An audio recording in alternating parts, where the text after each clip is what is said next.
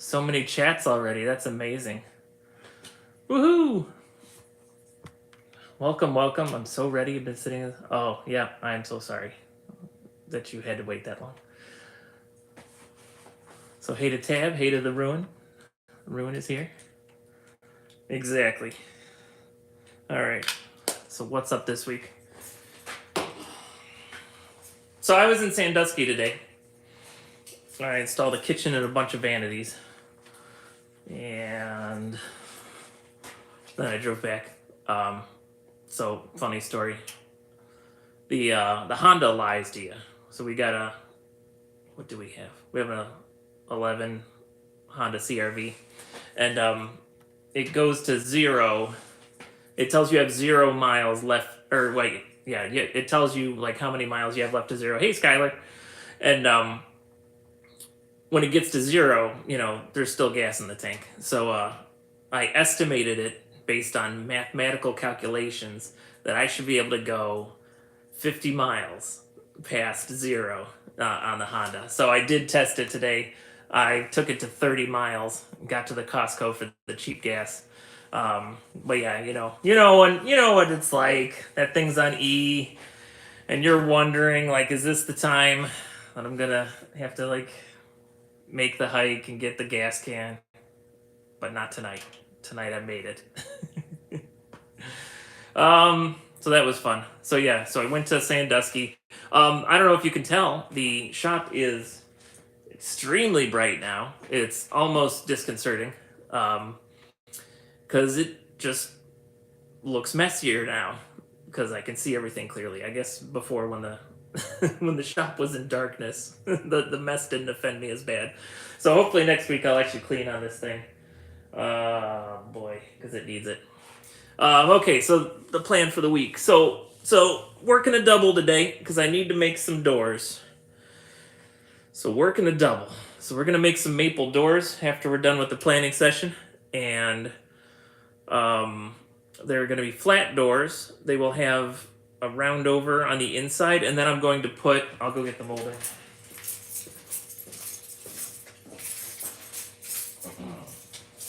So I'm trying to match a picture for a customer. So it's gonna have like a little bead on the inside, like kind of like a standard door, and then it's gonna have a half round,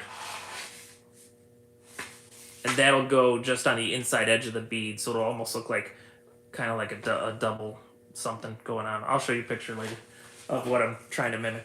So I got 2 doors and a drawer front to make. Now, a kind person dropped this thing off, so rather than have to make a drawer from scratch, I can actually just cut this drawer down, at least width-wise. I don't know if I have to cut it depth. It's a 21, so yeah, so I'm going to cut it width and depth. Save myself a little bit of time and material. Just had a buddy that's got extra drawers from mistakes from years ago. Every once in a while I check with him and snag something from him. So yeah, so tonight working on doors and drawers. Tomorrow going to my sister's house to work on her basement a little bit.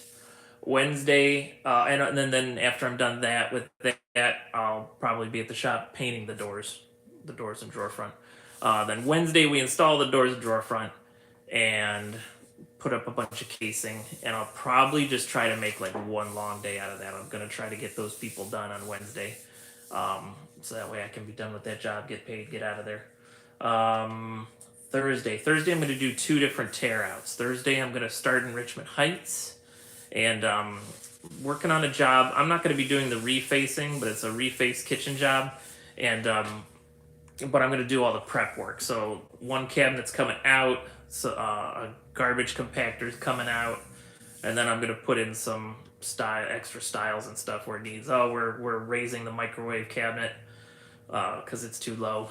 So that's Thursday, and I don't think that'll be all day. So if that goes well, if I get done by like 2:00, then I'm gonna run out to another job, and I just gotta pull the tile backsplash off, because they are also going to have a refacing job, but I'm not connected to that. But I'm going to tear the tile off, and then after they get the kitchen refaced, I'll put a new tile backsplash up. So that's Thursday. And if the first tear out doesn't go well, I'll just do that second tear out Friday morning. Otherwise, Friday, What do I need to do Friday? I really do need to get over to my mom's to hang that door and put the molding on over there. So Friday might turn into that. We'll see. Friday's going to be a fluid catch-all day for whatever I don't get to. Hey there, Shelly. Welcome. Haha, you're bored. Yeah, so Friday will be a catch-all day. I'm trying to think. Something's happening on Friday. What's happening on Friday? I've got a meeting, but it's not till 7:30 at night. Let's see, Saturday. Am I doing anything Saturday? Saturday is the 11th. Something's happening on Saturday. I don't know, but we're going to leave the weekend out of the planning because hopefully I won't have to work. If I do have to work, it'll be something silly like working on my mom's stuff, get that painted. So I think several of you have been here for the live streams. Do you guys want music? Should we do the music thing? Maybe I can find another channel that's not too death metal. Not too death metal-y. Oop, where's my phone? There it is. I'll find that picture real quick. Stop it. So many notifications. Let's see the picture. That was Suzanne.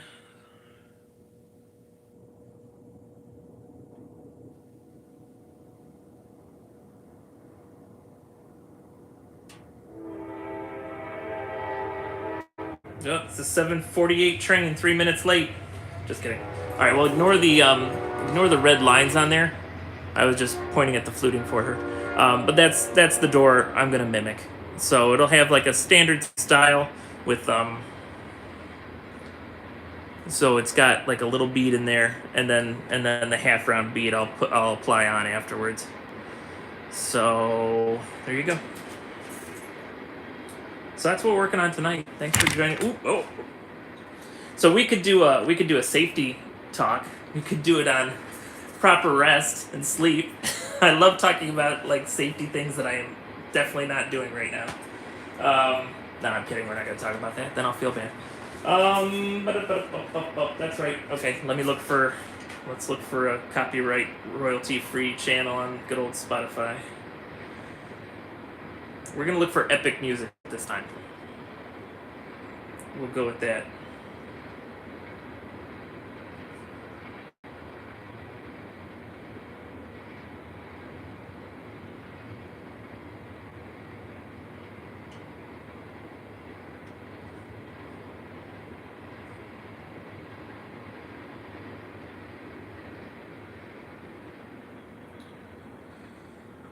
Let's try copyright-free epic soundtracks. I mean, it's going to give me some... Can we do a radio? Playlist? Maybe a playlist. Nah, let's just go back with the...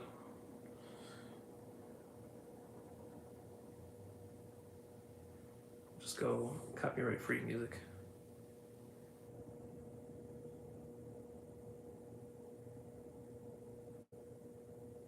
Let's try this.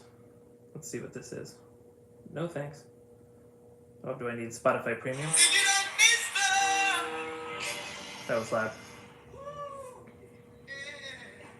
Advertisement. Anyone need any Levi's? That's what's on there.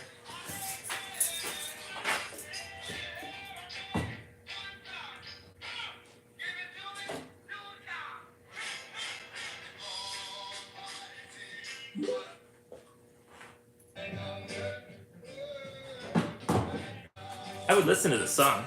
This is still a commercial, though.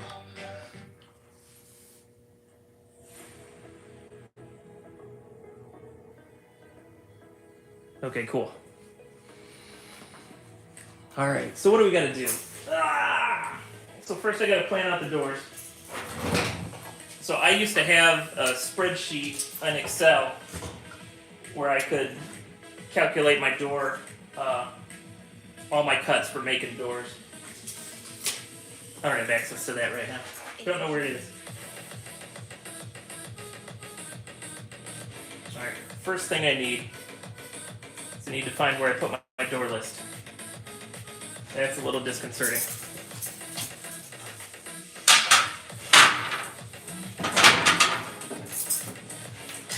It was on the layout board, but the layout board may have been sacrificed for another project.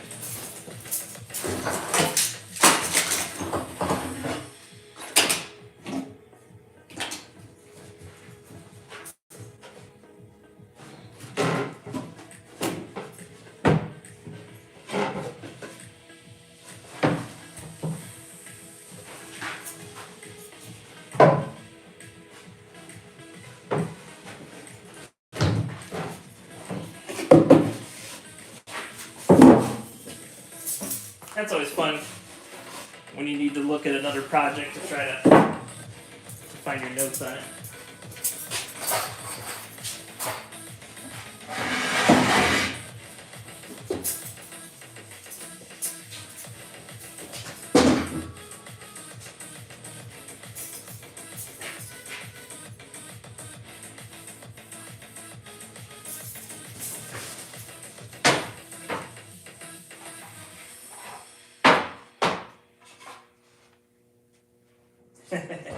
I can find bits and pieces of that plan. Driving you happy. And it's safe to say, getting paid on the spot will make people pretty happy. Yep, Carvana will give you a real offer on your car in minutes. Then Carvana will pick it up and... Okay, I found part of it. Carvana has pretty good happy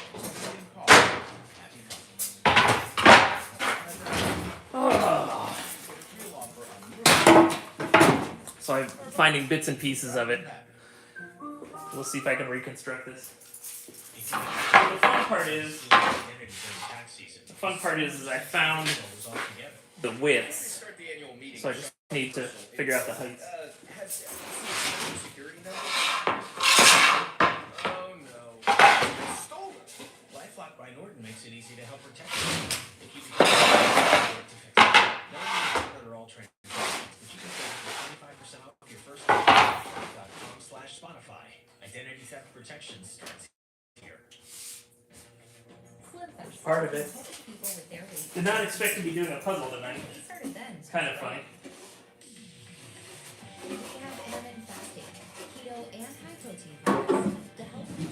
So the Sandusky job is Tomorrowland Traveler, how you doing? Good to see you.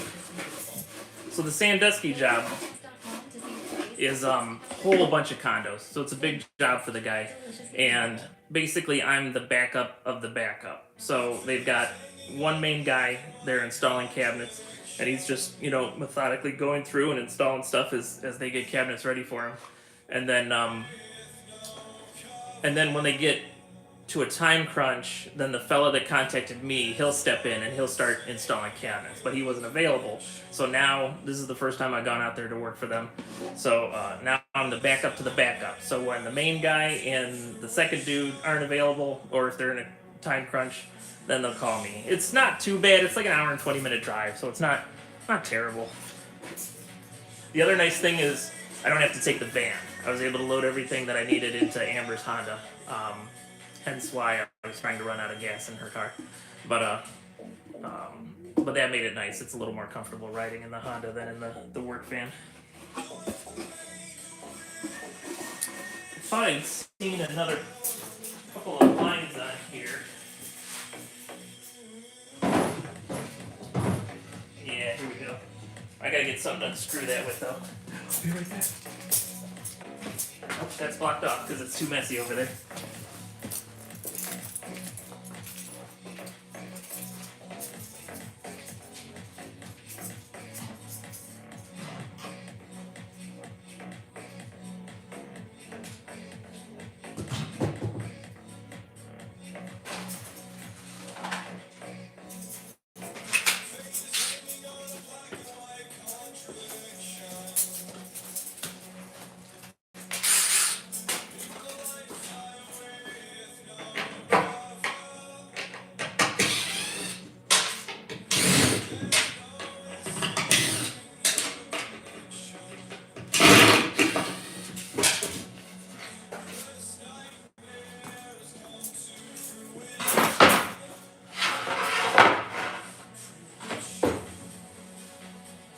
I might not need that last piece. We might be able to reconstruct the doors. But I'll take a look anyway. Oh yeah, there's another piece over here. Okay. Should have brought the drill with me.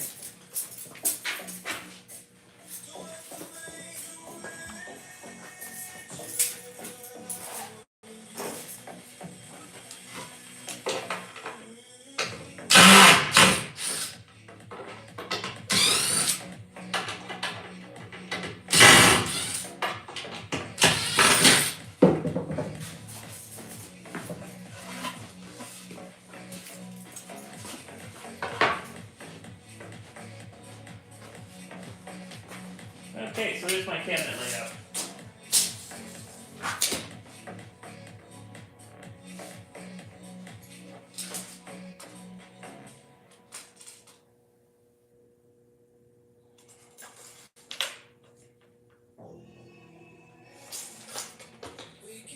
Alright, so the doors are going to be 20 1/4. Let's double check that. Doors will be 20 1/4 tall.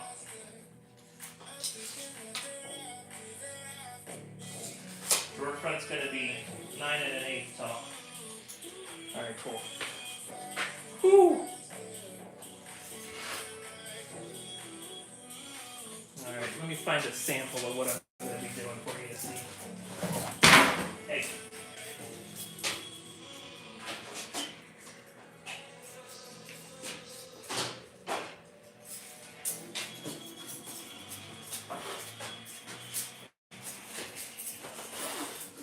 Okay, here's a door I built. In the past, this is more like a shaker mission style. So the difference, what we're gonna do, and you might be able to see the contrast. Okay, so what we're gonna do with these doors is we're actually gonna make this. Can you see that? Not great. So when I make this, we're gonna have a round over here. So that'll be the main difference.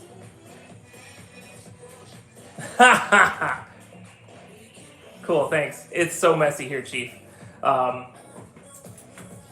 in principle it's the same as popsicle stick projects. All right, so what you have to do when you're figuring this out. So the width of the style is going to be 2 5/16.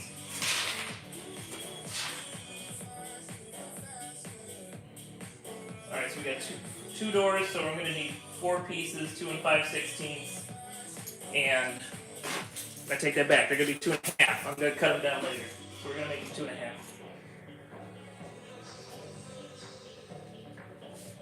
Okay, and then the length of them would be the length of the height of the door.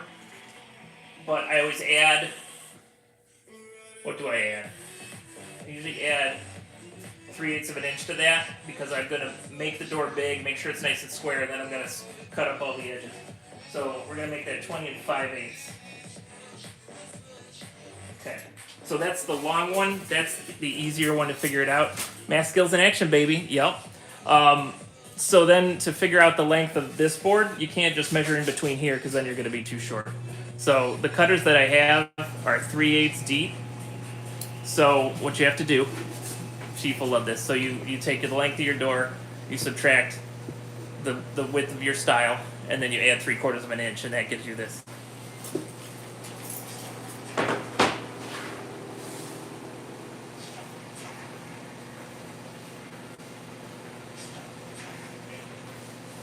All right.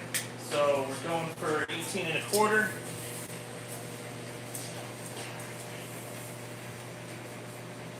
All right, 18 1/4. We're going to take off. We're going to take off 2 5/16 from each side, so that's 4 5/8. So we're going to take off 4 5/8. Sometimes I cheat a little bit going with this. Haha, cool. 1, 2, 3, 4 5/8. So we're at 13 5/8. Now we got to add 3/4 of an inch for the tongues that go in. So we add 3/4. So we're at 14 3/8. So that's our cut for that. We're going to need 4 of those. 4 pieces, 2 1/2 by 4 3/8. Excuse me, 14 3/8. Alright, then the height of the drawer, 9 1/8, so those are going to be 9 1/2. Alright, so then So then the drawer went 36 and 5/8. 36 and 5/8 minus 4 and 5/8. So we're at 32 plus 3/4, 32 and 3/4.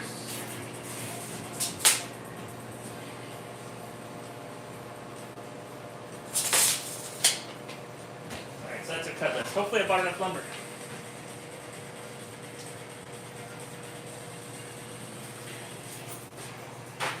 Do you want me to move the iPad or do you want me to move the saw? I just don't want it to be too loud. Hey, what's the noise level like on this? It's not that bad, is it? Radio's probably louder. Okay. Let me find some safety equipment out there today.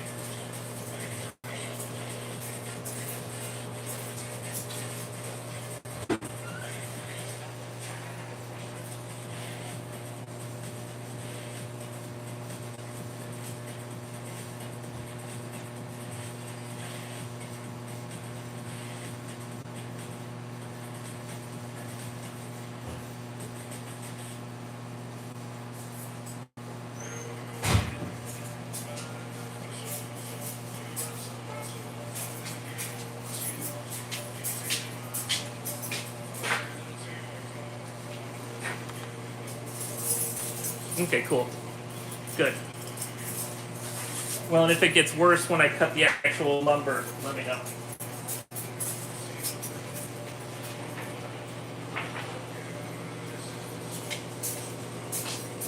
So I actually have a planer.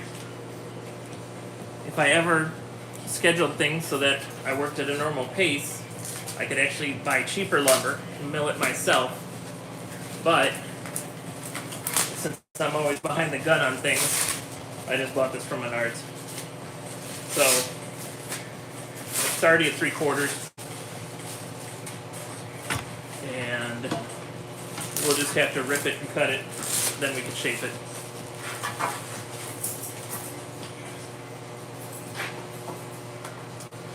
It's a pretty ugly piece. We're gonna save that one for last. I don't remember that being that ugly when I grabbed it at the store. What are you gonna do, you know?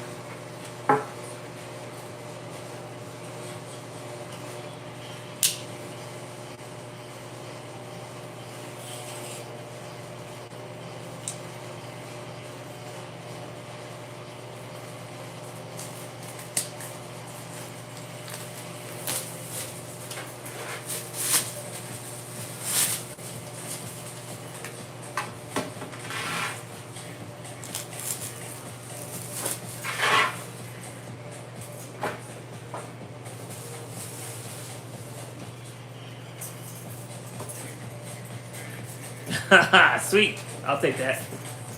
Does Walmart have wood? That would be interesting. There's been times I would need like the 24-hour Walmart to have some lumber.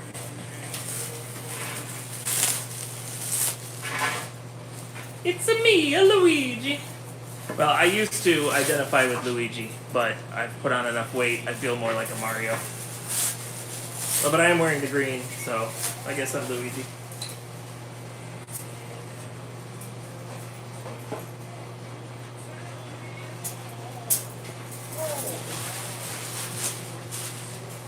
Used to enjoy going to see a band. Oop.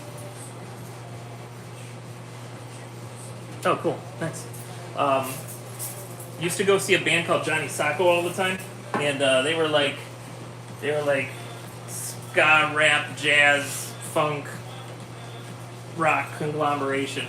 But they had a tune on one of their albums called Old School Master, and of course for copyright purposes, they couldn't do it on their album, but live, if you'd see them halfway through the Old School Master, you might like it, Chief. It would be good. Halfway through Old School Master, they play the Mario theme on trumpet and trombone. And so me and a buddy, and my buddy was a little shorter than me, a little stockier than me. Some of the people here might know him, Rob Laspina. We dressed up as Mario and Luigi, and we went and saw Johnny Sacco. And yeah, it was a good night. They found it. We actually saw them before the show, and they told us we had to stay in character all evening. And of course, we agreed to that. And they brought us up on stage for Old School Master. Then we got to do a shot of tequila with the band. Woohoo! Fun times.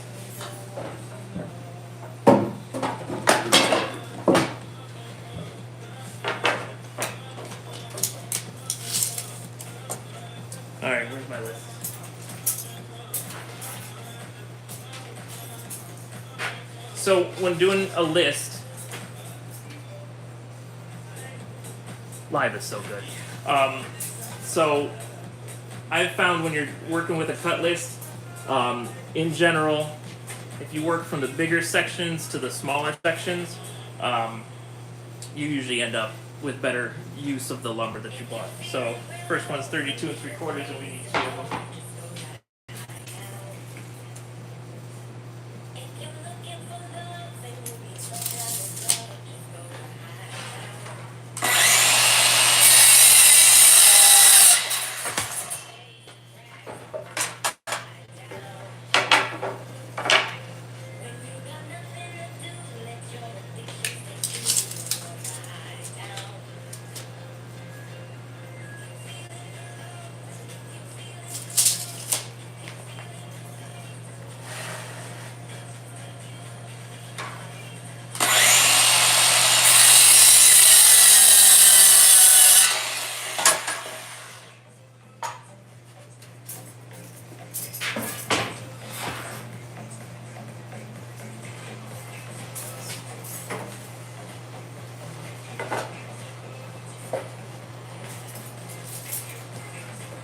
I suppose I should let you guys see the saw if you want.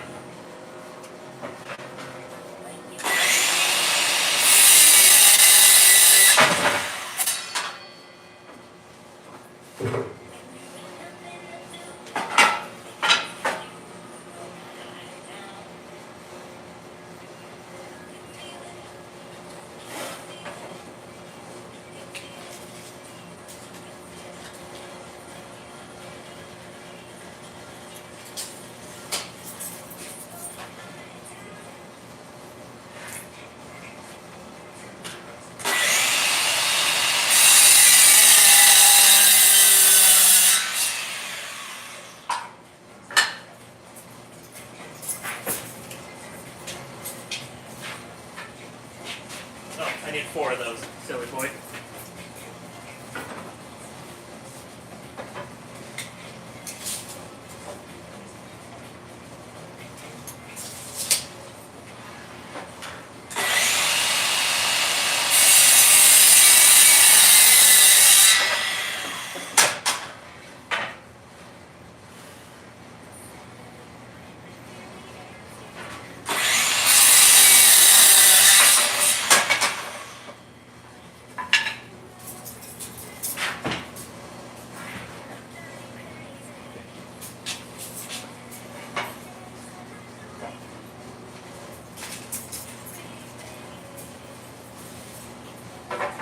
Good thing these doors are getting painted.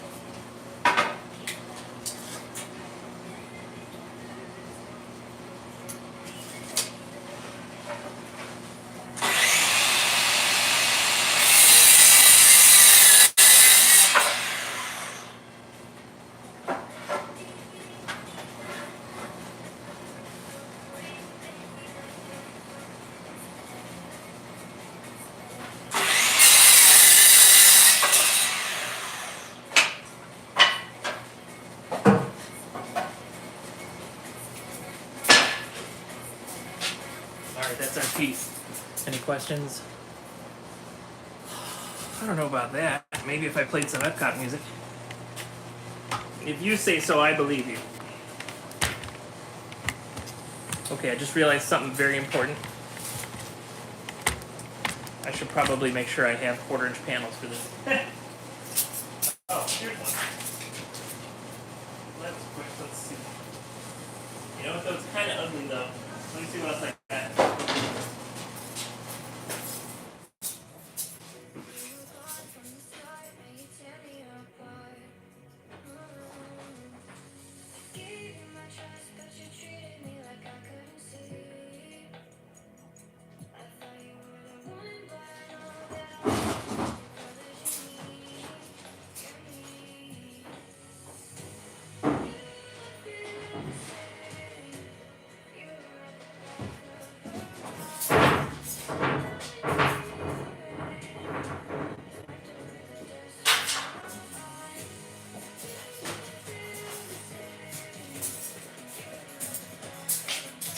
Well, that's annoying. I don't have any 1/4-inch plywood for the panels. So we won't be finishing these tonight. But we'll keep going, we'll get started. Ooh, awesome. Maybe I'll have to remix some of that stuff. Alright, so on to the shaper. So what we got here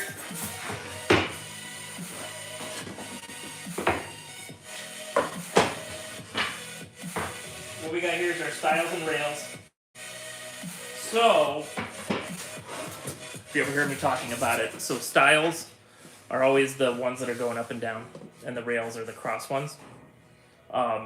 So when you hear me talk about stiles and rails, that's what you're talking about. It's very similar with the cabinet I was building a couple weeks ago, where the side ones are the stiles, rails go across. So what we got in the drawer. So that one has shorter stiles, longer rails, and then we've got the 2 doors. And they're gonna be almost square, which almost square, you know, sometimes you gotta have a door that's almost square. I always prefer a rectangular door, and so I laid this out so it was just barely a couple inches longer height-wise than it was on the side. Haha, cool, you're welcome. You'll be building your own door soon, Chief.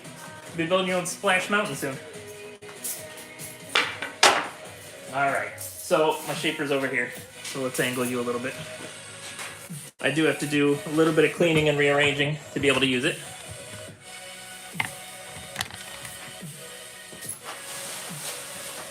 But if you've seen any of these streams or videos, you know cleaning and rearranging is my motto.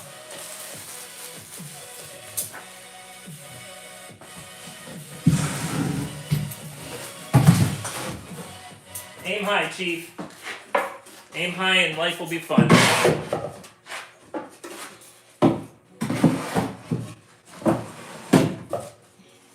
Just getting some stuff out of the way, don't mind me.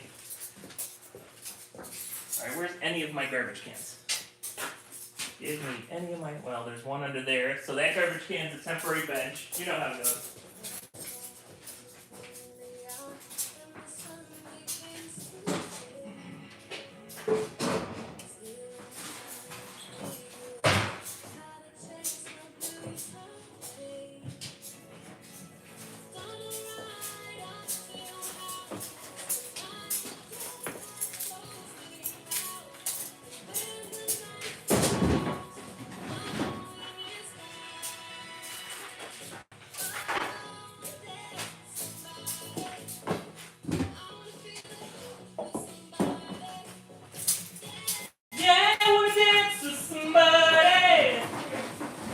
Somebody who loves you.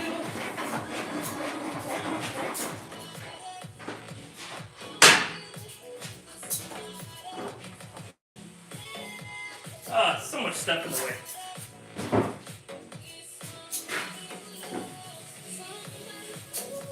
Somebody who...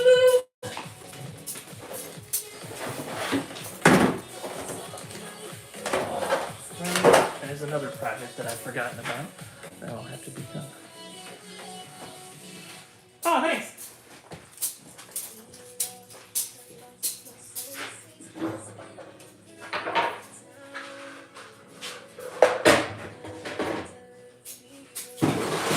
I mean, it's not as great as singing with a puppet, but you know.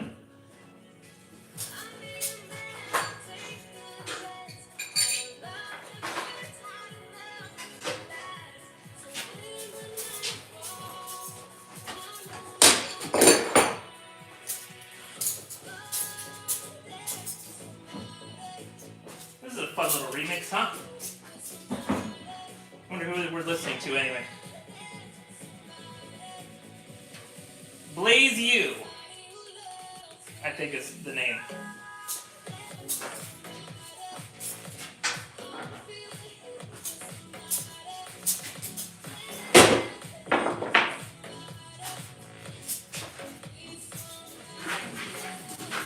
Alright. Let's see. Yeah, you can see me okay. Plus, I don't want you too close for this. It's gonna get loud, I think. If you gotta change something, let me know.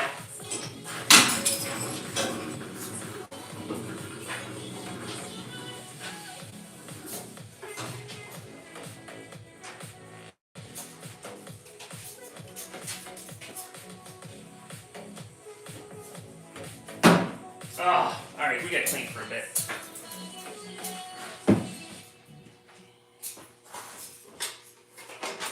Oh, there's no amount of cleaning that can fix this.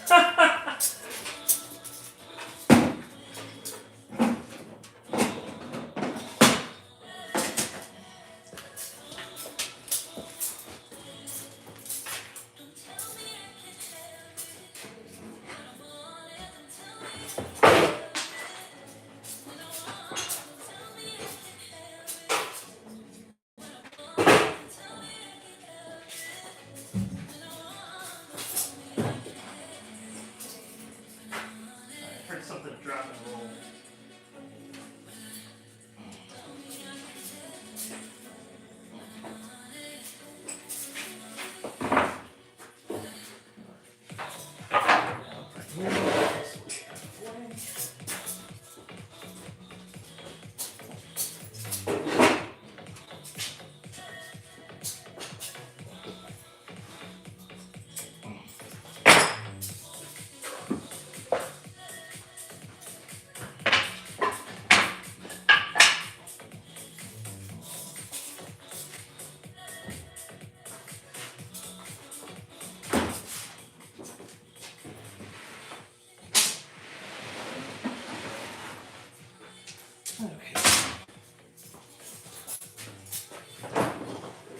Scintillating YouTube content. We're watching Luigi clean. Starbucks cup come. All right, so Starbucks cups. Oh, I got a story with that. What do we got? Oh my, yes, that is scary stuff, Chief. So I actually don't drink a lot of coffee. I drink mostly tea. So Starbucks, if you buy tea, a lot of times they double cup it. They like tuck the tea bags in, and then they kind of like lock it in place with the second cup. And so it's been a while, but for a while I was feeling guilty about how many cups I was using. So I actually started saving the extra cup, and they actually came in handy for a long time. So I should probably start doing that again. But yeah, that's why there's Starbucks cups all over the place for storage. Huh.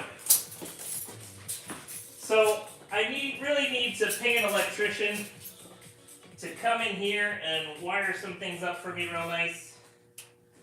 But, you know, just never have time for that. So it kind of limits me with where I have to do some of the work. Like I'm Doc Browning it over here. I can't quite connect those two, so I gotta move it a little closer.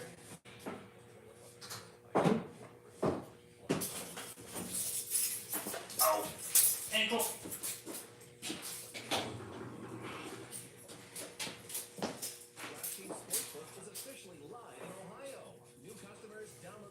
Sportsbook app and use code Spotify to get $200 in bonus bets instantly when you place a $5 bet on anything. Gambling problem? Call 1-800-GAMBLER. offer for first-time depositors who have not already redeemed $100 in free bets. Okay, there we go. Minimum $5 wager, $200 issued as bonus bets. Eligibility restrictions apply. See ukng.co/08 for terms.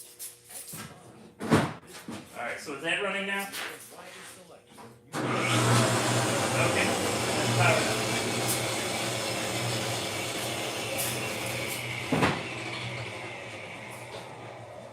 Tens of thousands of cars online. Speeds. Visit Carvana.com or download the app to shop for a vehicle. Carvana, we'll let you know. How many times can I move that one thing?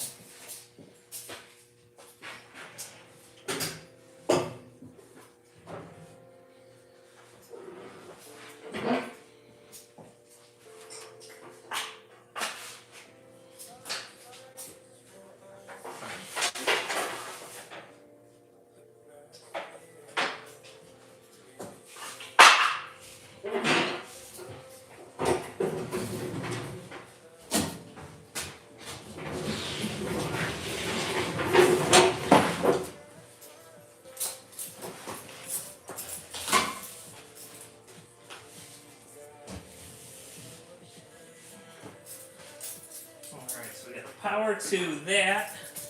We got dust collection. Now we just need power to the dust collection.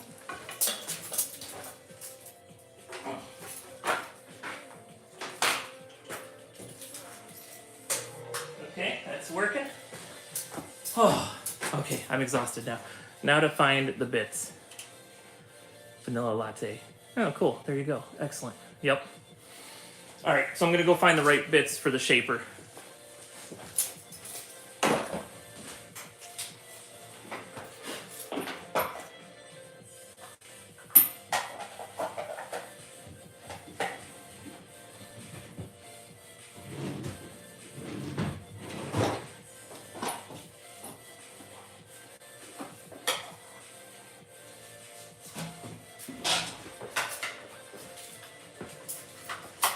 Okay, one of the names for the door we're gonna make. Sometimes they call them 5-piece doors. Sometimes they call them cope and pattern. So that's the first set of cutters we need, and that's gonna cut the inside edge of the rails. Then after we do that, after we run the rails, their sides, then we run through this molding or this cutter, and that takes care of the inside edge of all 4 pieces.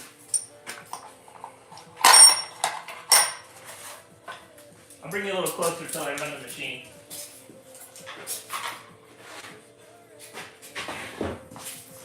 Like I feel like you're alone over here. I have to bring you with me while I'm working.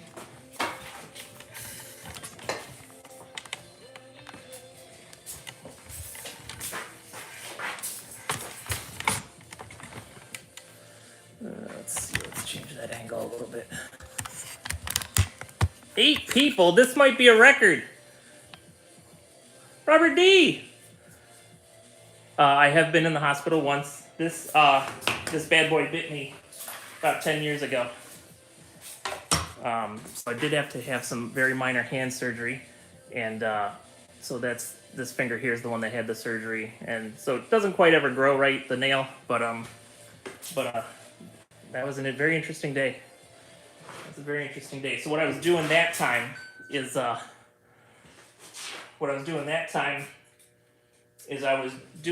was using a bit. I was actually making wooden drawer guides, and the bit looked like the Tomorrowland Traveler. Just kidding. It looked like a T. So the bit looked like this, and the wood was completely surrounding the bit as I was pushing it through. So because of that, hey Steven, nice to have you here. Awesome. Good evening. So as I was pushing the piece of wood through, I expected this hand to be in danger, and I had like a big old push stick was far away. This hand I just kind of had here, and I was guiding and putting pressure on it, and the way it caught the grain, it actually just pulled the piece through the bit really quick, suddenly this hand was pushing, but there was nothing to push against, and I popped it right into the machine, and then grabbed it like this, and there was some swearing, and there was some blood, and then there was surgery, but it wasn't bad. It was barely past my limit where I would have just bandaged it up myself and went about my day. Awesome, Burger. Good to see you here.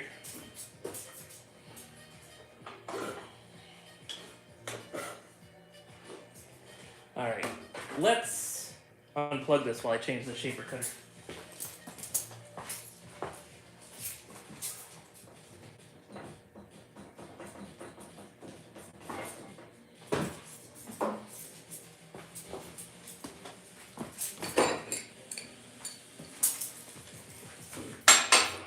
Since we're talking about digit damage, I figured I'd better... Let me find another wrench, hang on. Since we're talking digit damage, I figured I'd better unplug something. I know, can you believe it? Maybe. Oh, and if you get a chance, later on, I have a short that for some reason it's over 7,000 and climbing. I don't know what's up with that, but if you get a chance, go ahead and check that. And it's a silly little thing too. It's me sanding screws on a hinge, and I put it to the doors. Since it was a door hinge, I did, which one did I do? Riders on the Storm? Riders on the Storm. Alright, I gotta find another wrench. Be right back.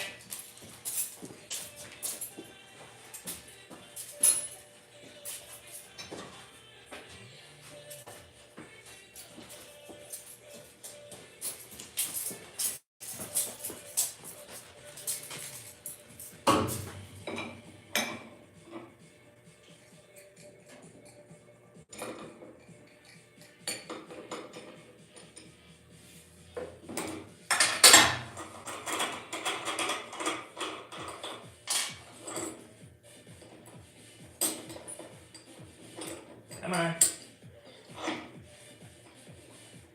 There must be a burr or something on there.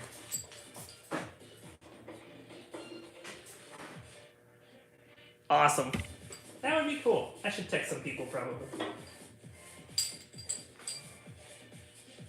Alright, so yeah, so this was doing that shaker style door that I showed you earlier.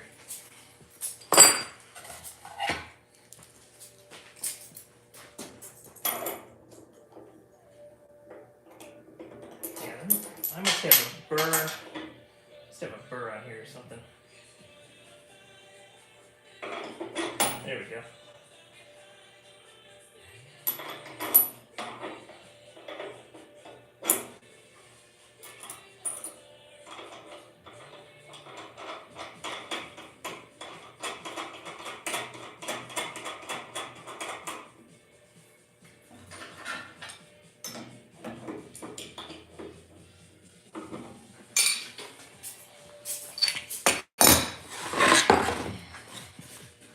Alright, just a funky jig that I made. I'll show you how it works in a second.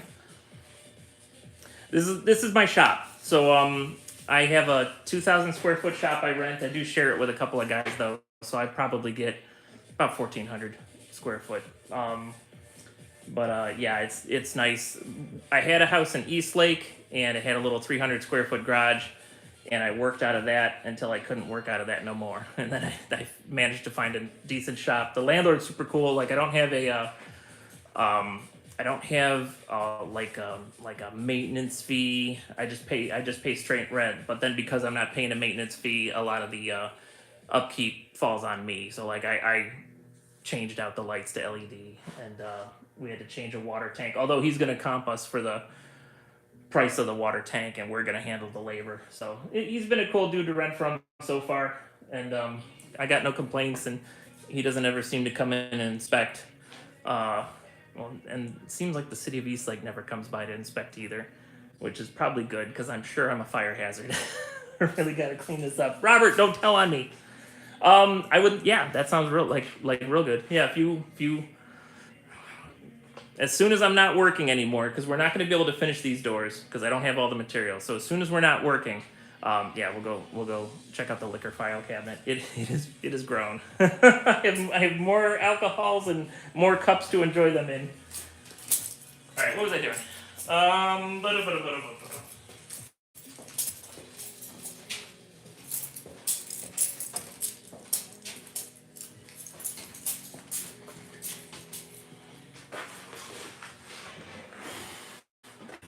All right, so we're gonna run the short edge of the styles first.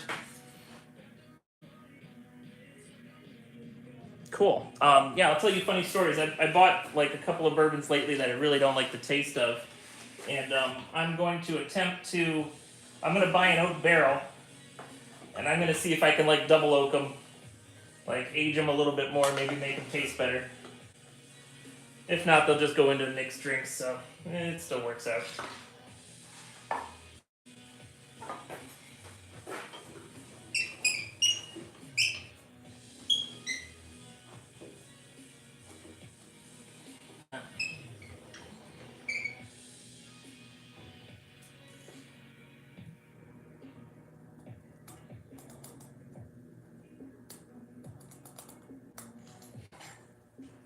So this is just a scrap piece. I don't know if you can see the pencil marks. That's kind of the shape that's going to get cut out. Okay, that does look pretty representative. All right, so I'm going to turn this thing back on. If you have earbuds in, I'd be careful.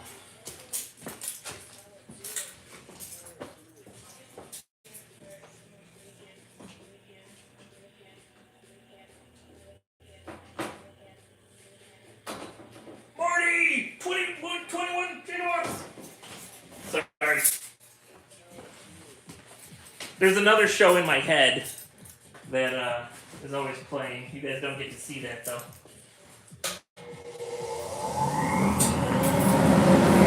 Dust collection. It's gonna be loud. I'm gonna bank you guys up a little bit. Sure, it won't help a ton, but.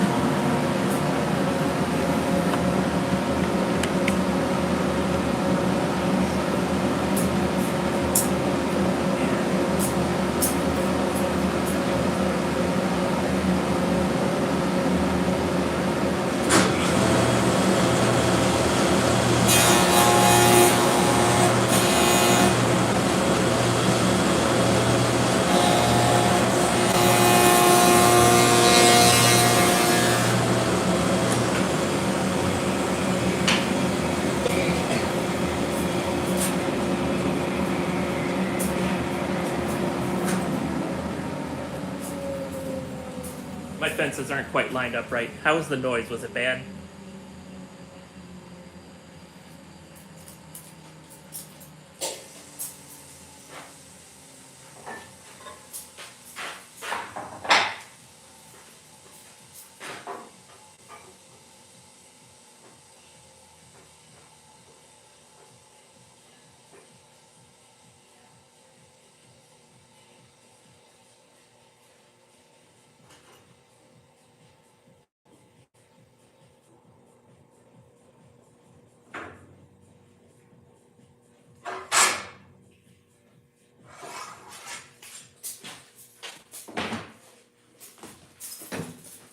How was that noise? Was it terrible? Did I blow out any speakers? No? Oh, good. Awesome. Sweet.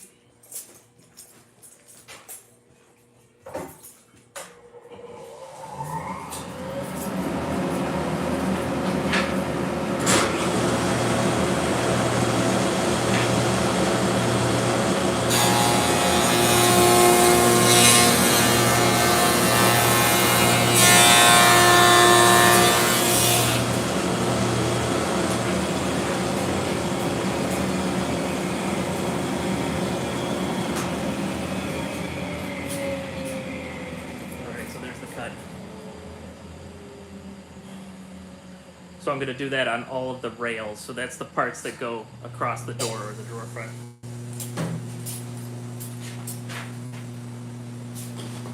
I guess I can show you. So what I usually shoot for. That would be awesome.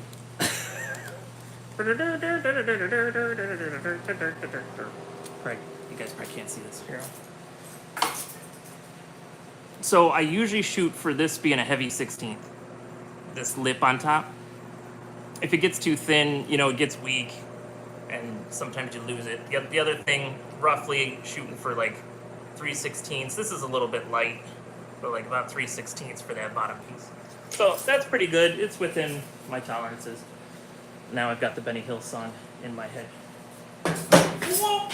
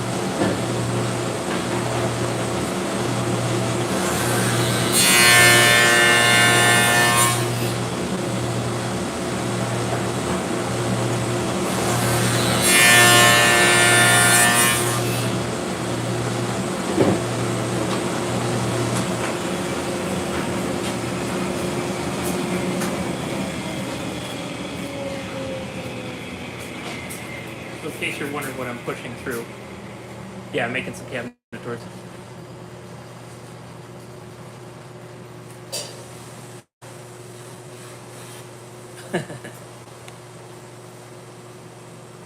Oh, cool. Thanks, Daniel. Oh, thanks. I appreciate that very much. That's great. And since I won't be able to finish the doors today, well, and I still have to post the video where I finish the cabinet because I was not able to live stream that morning for some reason. So I will definitely post a continuation of these doors tomorrow morning when I have I'll videotape it tomorrow morning when I've got the material. Cool, awesome. So what I was pushing through there is I've made my own just kind of like little pressure jig. The important parts are this block in here is square to this, so that way I can push it against the fence of the shaper. I keep forgetting where the camera is.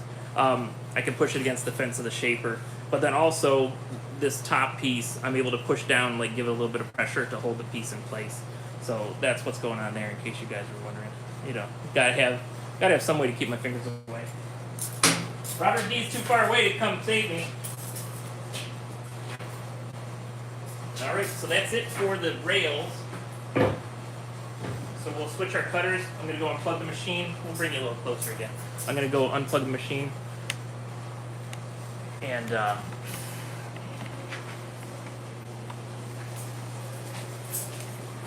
bring you in closer for the changing of the bits.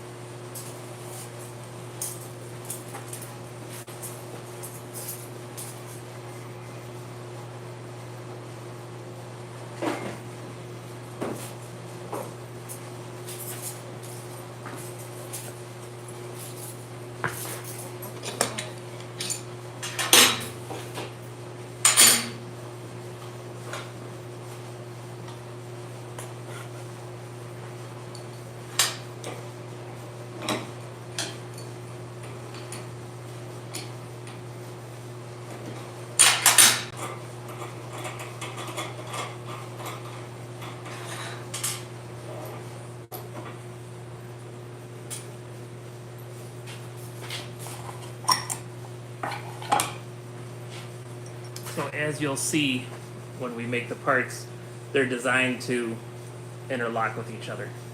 And that's what the lumber is going to do as well.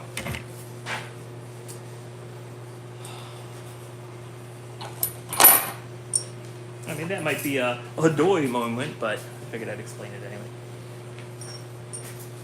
Why do I feel like these are upside down? They seem to interlock good though. Okay.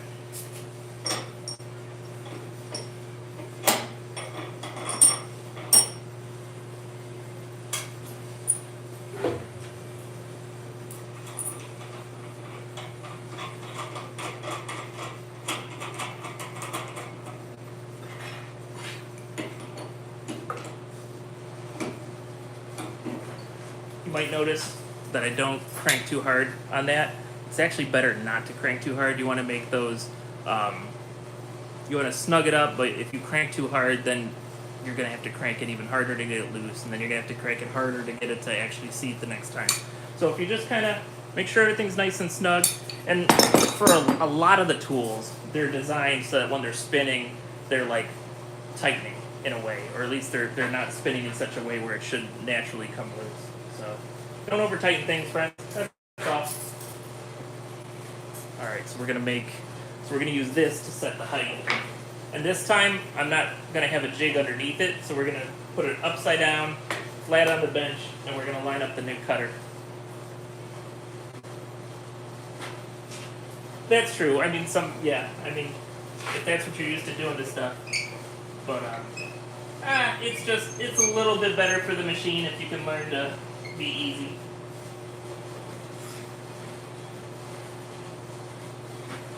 Okay, let me find something. Alright, so depending on the grain, the reason I made these a lot bigger is depending on the grain, sometimes when you're doing that first cut, it'll blow out the piece of wood. So with this next cut, what I'm going to actually do is I'm going to set one fence back a little bit, so that way it almost acts like a joiner, where it'll take off. I'm trying to set up where it takes off like a 1/16 of the material, and then this will have lined up so that it's a nice, easy, smooth transition. And I need to make a push stick in a moment, because I don't think I have one that I want to use for this yet.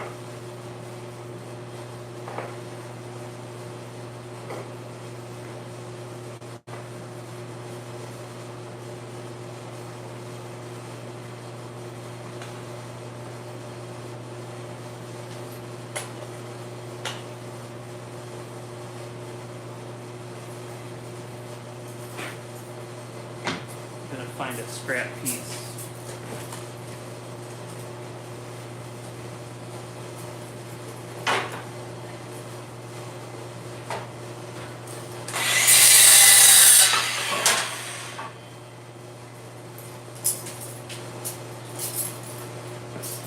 Alright, I'm going to run just a little test, and then we'll stop and we'll make a push stick. Let's send you back a little bit.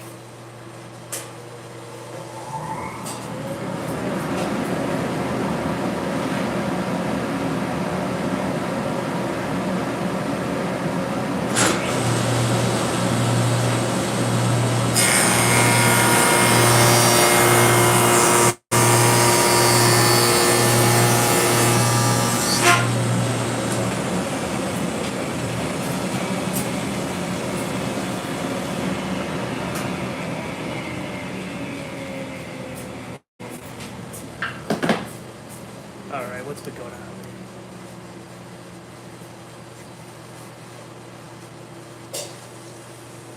Nice. Good work. Good job overcoming. Alright, so let's see how we did with our height. Pretty close.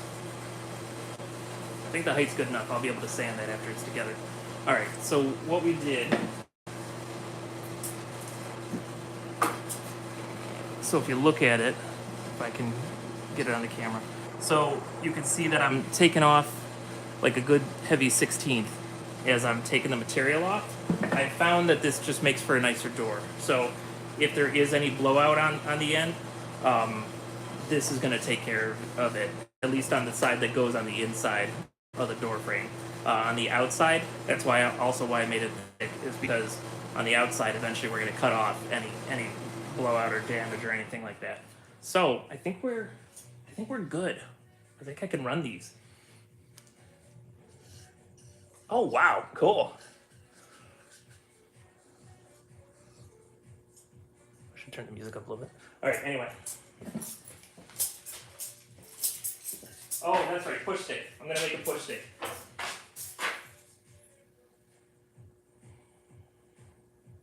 Trying to remember how I made the push stick to use at the shop.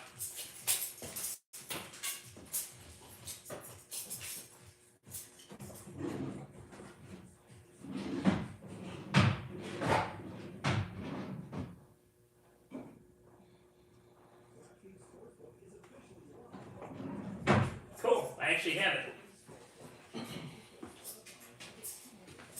So I got this crazy thing to be able to push against it, push it towards the fence. And I'll probably still have one hand kind of here.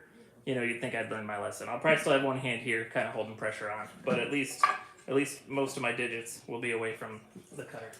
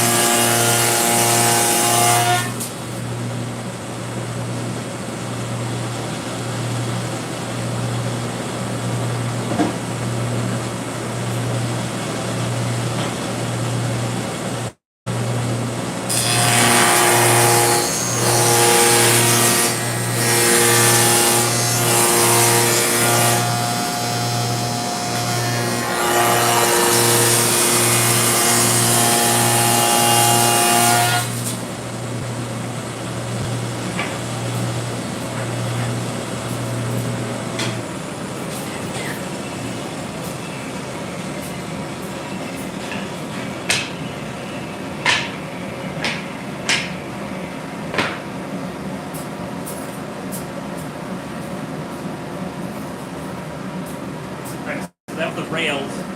The stiles only get that second cut. So I'll do that.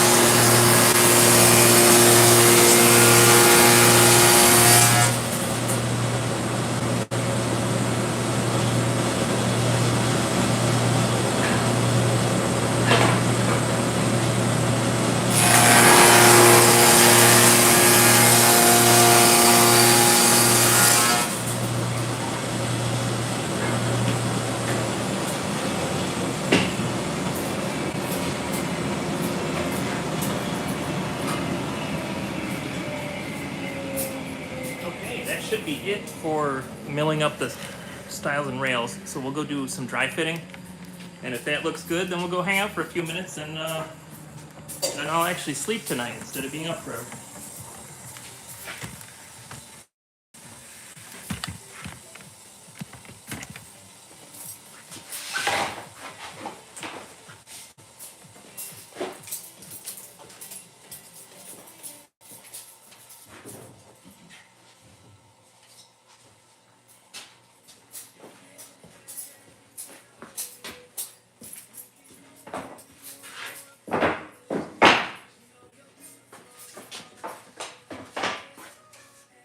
Oh, yeah. Should see if anyone had any questions or making fun of me. You're welcome to make fun of me. I love it. Yeah. Yeah, I agree with those.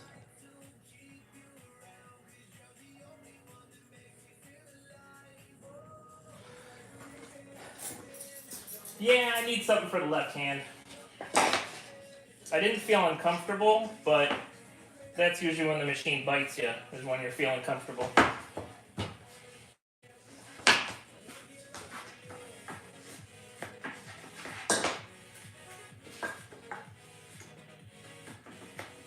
Actually, come to think of it, there is a down pressure gauge that I could have put in place. Oh well, next time.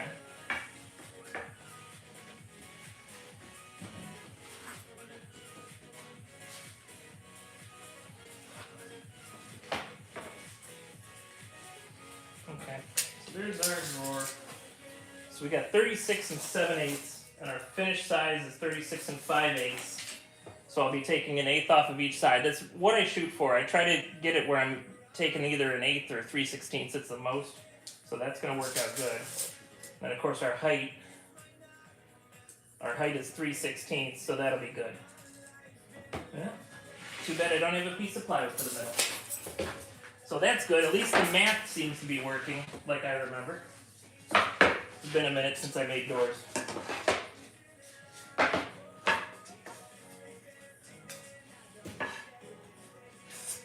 Oh, and I don't know if I said, these are getting painted. That's why I don't care that some of the wood is dark.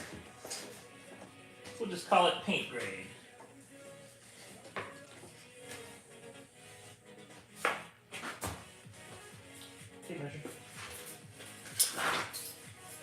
Okay, 18 and 3/8.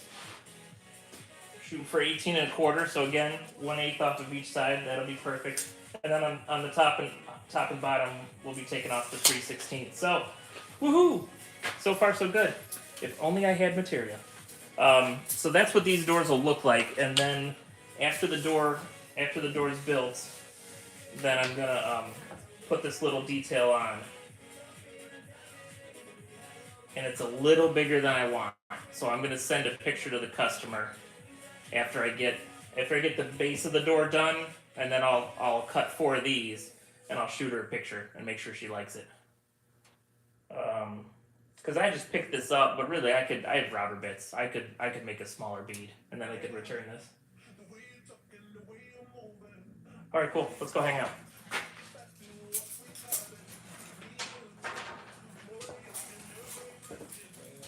Yeah, you're fine. We're in hangout mode. We don't need the music anymore.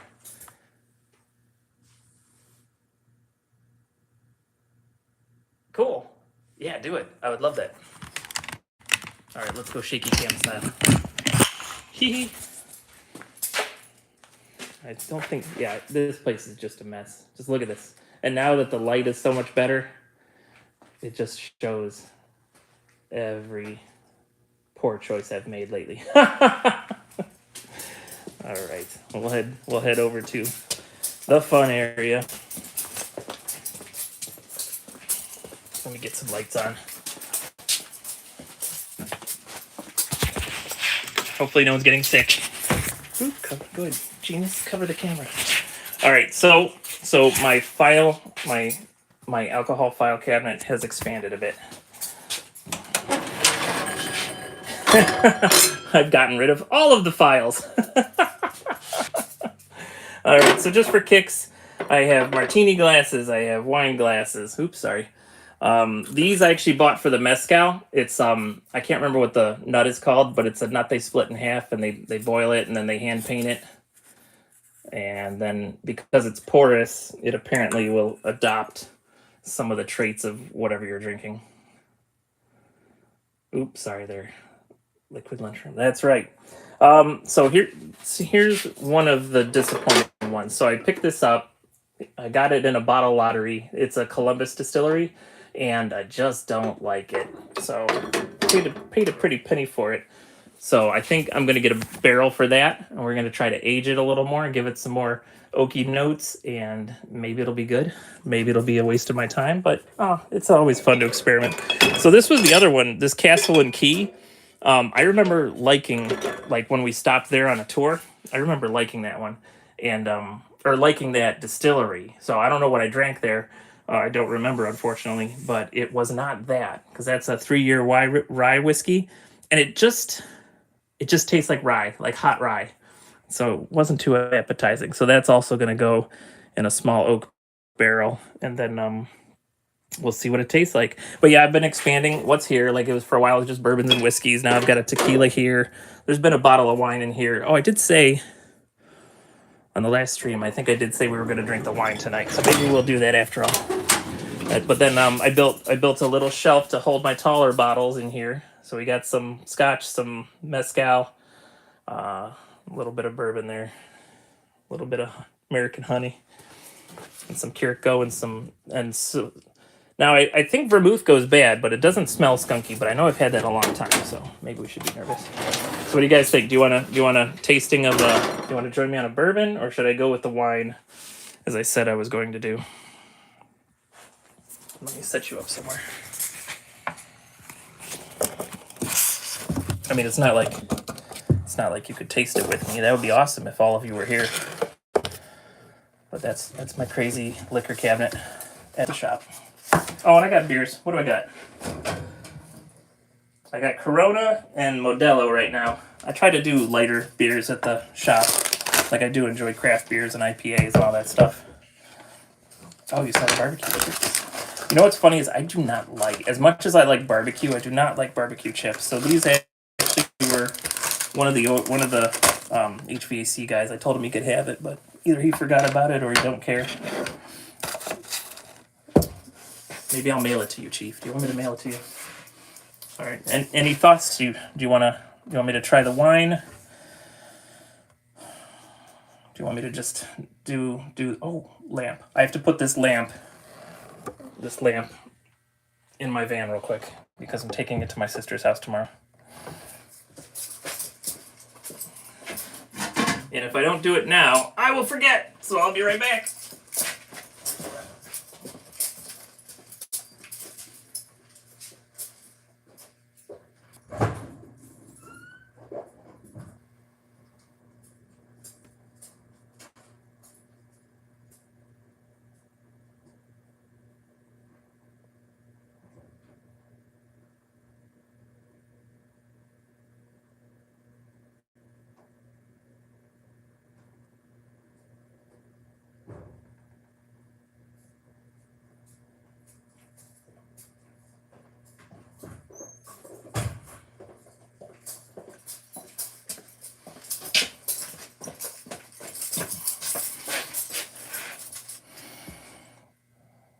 Why not? So, and the wine's got a goofy name. Good boy. Good boy. So the wine, it's a Cab Sauv, so that means I should like it. But it's called the Original Smoking Loon. And I don't smoke, but I am a loon. I think I read this for some other people, but there's more of you here tonight, so I will read it for you. Smoking Loon Cabernet Sauvignon. Besides this being kind of crazy, they called him the Smoking Loon because he was so efficient, Jake began, stubbing out his cigar. He'd take care of business and get in and out before anyone seen it coming, leaving no trace except the lingering sound of his eerie loon-like cackle. No one was really sure who he was or who he worked for, but when word got out that someone needed his services, the Smoking Loon just appeared on their doorstep. Like out of thin air or something. So that's weird. So there you go. Smoking Loon, Cab Sauv. I mean, it is coming from Napa Valley, so I have high hopes for this. Usually that Napa Valley stuff is good.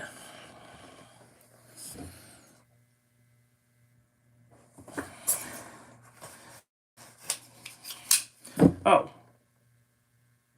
I might not have a wine opener. Huh. Well, I better add that to the list. It's not champagne. I don't think I could Les Sauvage it. I wonder if I could pop the top off. That would be hilarious. All right, so we're not doing wine. Sorry about that. After all the what's it called? After all the I don't know what I'm looking for. Never mind. Oops. Oh, that's an important text. Let me check this out. Oh. Oh, yes. Yes. The bookcase people are happy. And they don't think I need to come back out. They're going to mail me my check. So I'm fine with that. I'm way fine with that. That's fine. So happy. Okay. Because let's just say the bank account was shrinking. All right, we're going to do... Oh, this is fun. We're not going to drink out of it tonight, but so this came from a local place. It's a hibachi place. It's called the Samurai, and Benihana bought it, but they still call it. It's like the Samurai by Benihana. But this was just a fun drink. I don't remember if it had just a normal Mai Tai in it or if this was the actual Samurai drink. So I'm gonna have to look up online what ingredients I need to make a fun drink like that.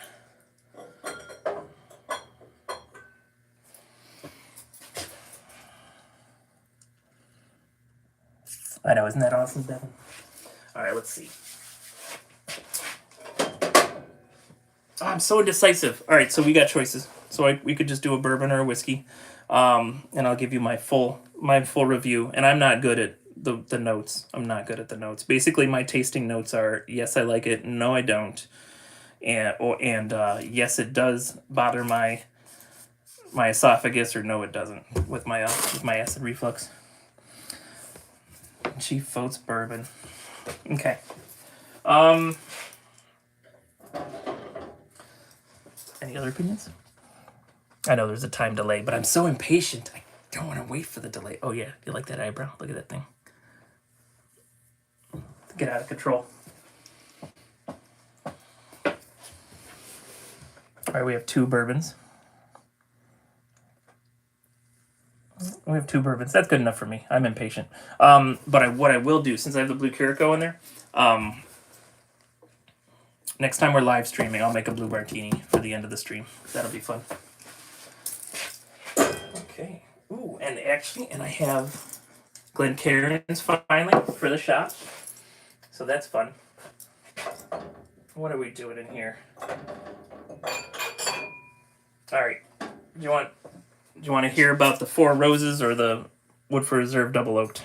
Unfortunately, it's not the Woodford Reserved Baccarat.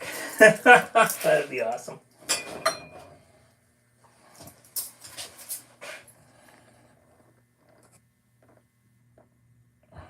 Blood on the saddle, blood on the ground. Yeah, we'll do blue martinis next time. I mean, it's the vodka and it's the blue Curacao. Maybe some vermouth if it hasn't gone skunky. So it's not like it's, but it looks cool. You know, it looks like you're in Star Trek drinking the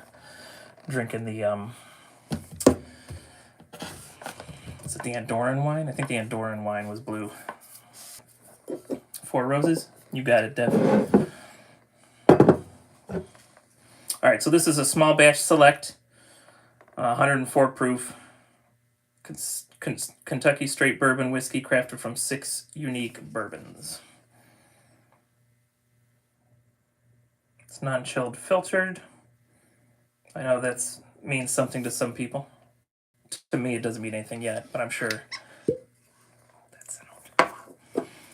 But I'm sure someday when I finally learn how to taste things with my palate, I'm sure non-chill filtered will make a difference. Is anyone enjoying an adult beverage while they watch me? Feel free to pop it in the chat.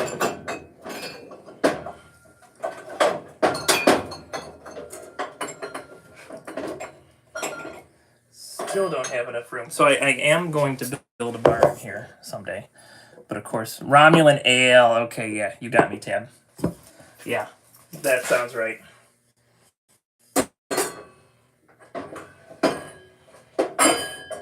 Clang, clang, clang.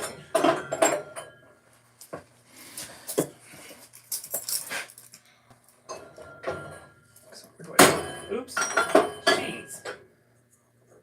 Well, I just barely chipped my martini glass. But not chipped enough to worry. Alright, so 4 roses. So first of all, it does not smell like roses. It smells good, though. Yeah, I mean, so that's my tasting notes is like, yes, it smells good. No, it smells bad. Yes, it tastes good. No, it tastes bad. That's all you get.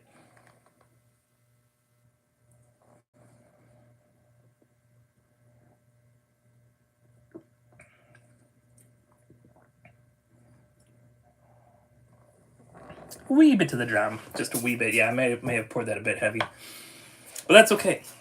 Because we're going to hang out for a while. Any questions? Anything you want to know? Uh-oh. Wife is texting me. Hopefully she's not watching. Okay, she's not watching. She is so uninterested in the YouTube channel. That doesn't bother me. It just makes me laugh. But it makes her laugh too. She listens patiently when I talk about it. And she nods and smiles. Oh, good. Oh, your short is doing well. Oh, good.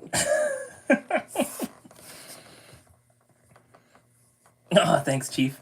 We don't have a designated. You know what? And that is a sobering thought. I do work here alone. I do work here at night. I am trying to take my safety to the next level. I'm trying to be a little bit better with some of those things, so that way we don't have a situation like that. Yep.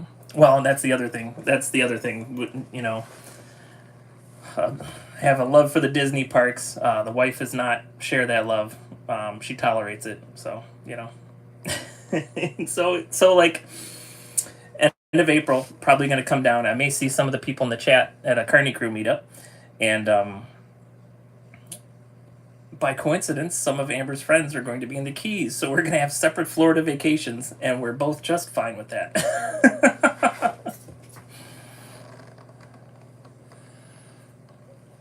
That sounds good. That sounds good. Yeah, anyone with a wrench. Well, you know, and if I do, it would have to be a pretty severe injury. Like if I did cut my hand, I actually remain pretty calm. I get mad, but I'm pretty good about grabbing stuff and stopping blood and getting bandages on. Unfortunately, if it was ever anything that crazy, man, what would I have to do? I'd have to like. Well, the place is so dirty that something could easily fall over and hit me in the head. I mean, that probably would be what I would need you guys to call 911. And enough of you know exactly where this shop is that I would be safe probably. But no, that it's a sobering thing, and I got to be careful with that when I'm working here late at night. Well, and Robert D, if you're still here, you know you've made enough comments in Pete's Discord that I have stopped with the mid-work drinking. We just drink at the end now, and like good people, and then I don't drive home right away either. I hang out for a little bit. So yeah, no, thanks for the safety reminders. I do need to be safe. I think I even put it on the channel description, like, oh, teach you how to do things safely. I should probably go rectify that. It's like, we'll learn how to do things safely together instead of me teaching you, because I get enough reminders from you guys. Yeah. Oh no, that'd be great. Yeah. So there shouldn't be anything crazy happening. But tonight, Tab, you're our official 911 caller if something weird happens to me.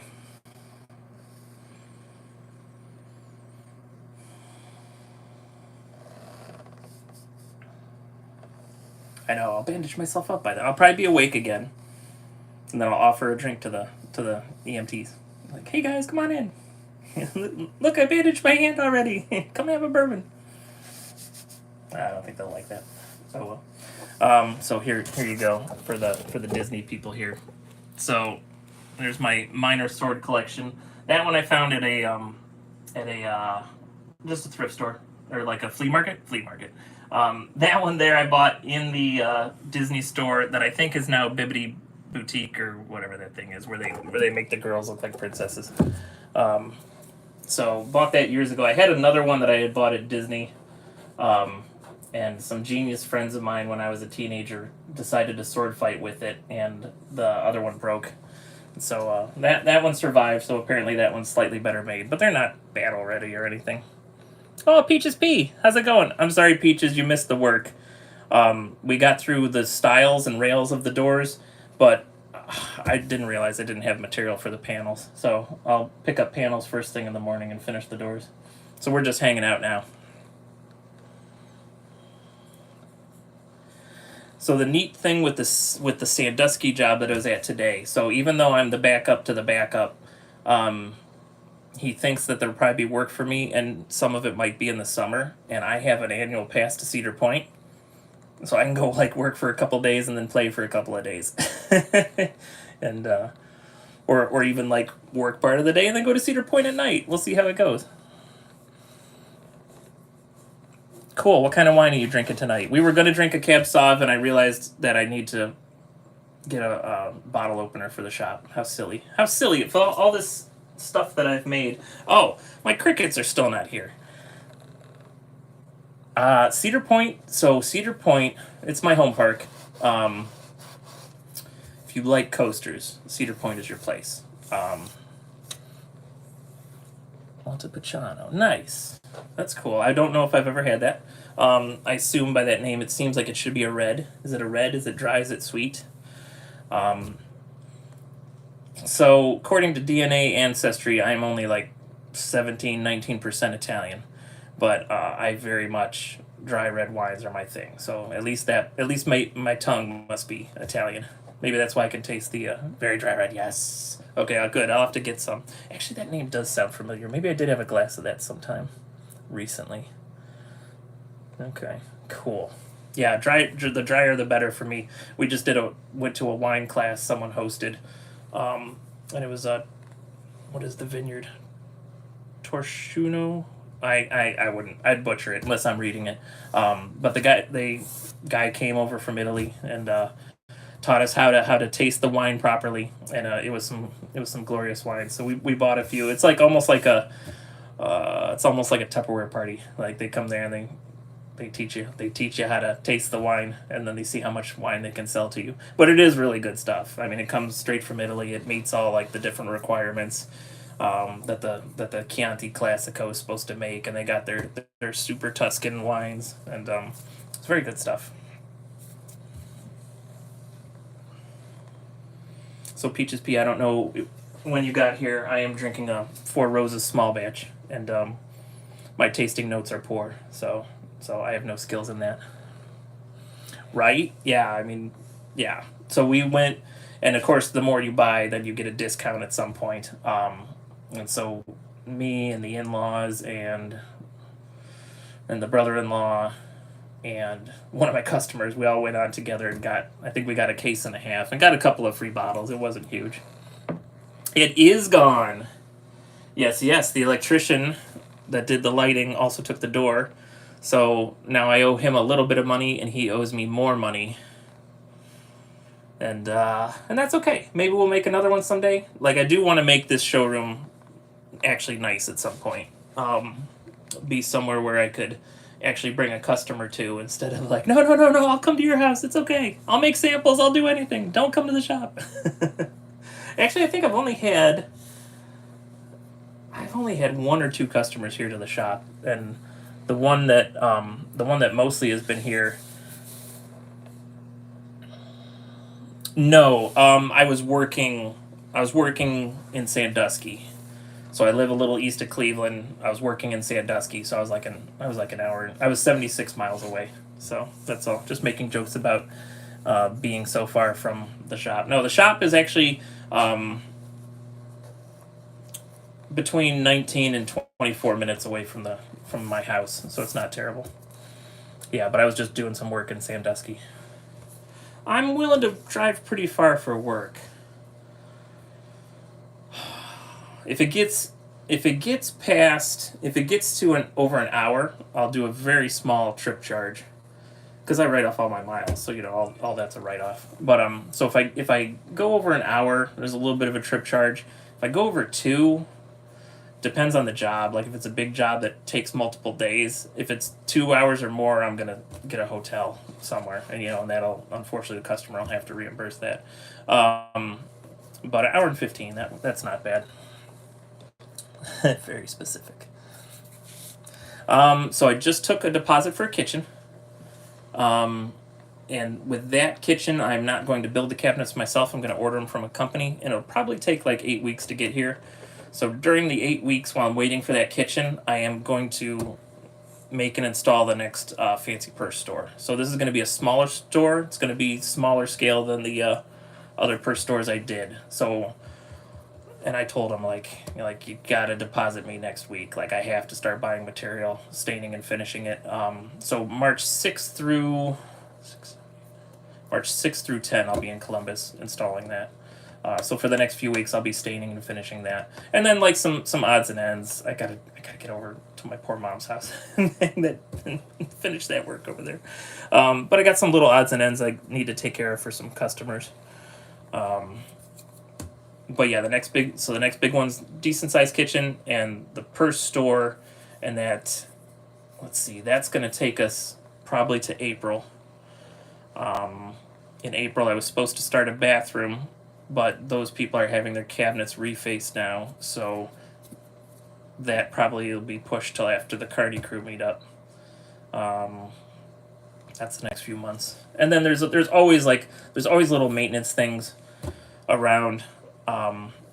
At the congregation I go to, there's a bunch of older ladies and they always need help, so I need to get over and do the work. And sometimes I don't charge for that, sometimes I do. It depends on how big and nasty it is. I know there's some plumbing involved with 2 of them, so that'll have to be a charge there. I can't do that one free, unfortunately. Would be nice. Which one? Which sounds like a cool project? The purse store? Oh, that's right. Yeah. So within the next week, I finally have the purse store. So the first one that I did over in Pinecrest, I time-lapsed almost every step of the process. So I've got a 13-minute video. It'll premiere sometime within the next week. I have to talk to the fount people, because I want them to be able to, they're more into Instagram than YouTube. I want them to be able to send a link to their customers so they can see the process. So I'll premiere that sometime within the next week, and you guys can see me build the Pinecrest store, and that's a fun video. And then I'll make another video. At least I don't have very many videos of the other 2 stores, but I can at least do a video, like almost like a slideshow, and then talk about the jobs. But yeah, the purse stores, they claim they got 6 that are going to open in the next 2 years, so that's really awesome for me, since they're addicted to my carpentry. Suckers. But it'll be interesting. So Columbus, that's like 2.5 hours away. They're looking at Pittsburgh. That's also about 2.5 hours away. After that, they're looking at Kansas City and Atlanta and Texas. So you Inman boys, I might need some help. Need some help with those jobs.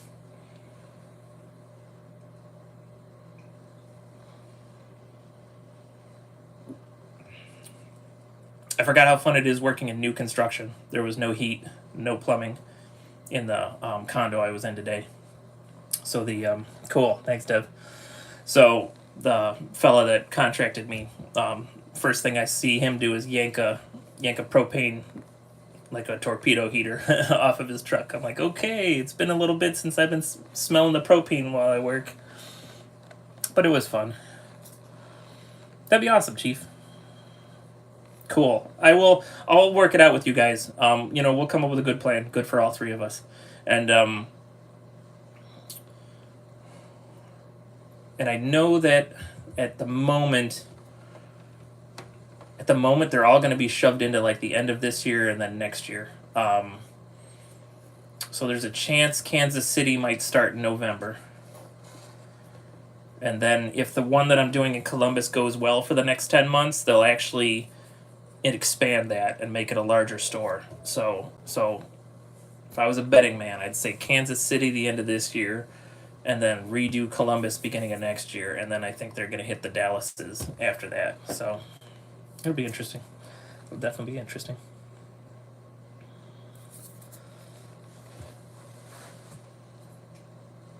I am enjoying the Four Roses. This is the first bottle of Four Roses I bought, so it's definitely on the list of ones that I would revisit. The double oaked, that was very good when I tried that. I would revisit that one, and that's what it made me think that maybe I could make the two that I don't like the taste of. Maybe I can make those better if I age them a little bit more. What do you guys think? Should I buy one barrel big enough to put both of those bottles in and age them together, blend them together, or do you think I should buy two smaller barrels and age them separately? Any opinions? I've never done anything like it before, so I don't have a clue. I'm just experimenting.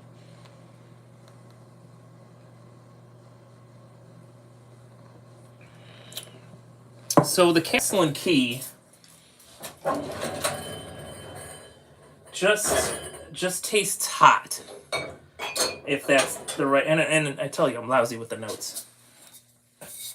So it's a straight Kentucky straight rye whiskey. It's 106 proof, so it's not hugely proofed. It's only been aged 3 years, and well, maybe I should just taste it. It's only been aged 3 years. It's almost like it doesn't have taste. You know how like when a wing is too hot, where all you taste is the heat? Nice. Where all you taste is the heat. That's like what this is to me. So like it doesn't have a very pungent odor. I do enjoy. Oh man, working in Kentucky now, I didn't plan things out enough well enough where I could like do a bunch of tours. I did make it to Buffalo Trace twice during that job, and I did score some Blantons on one of those trips. But that was fun. But it like doesn't have a smell much, no.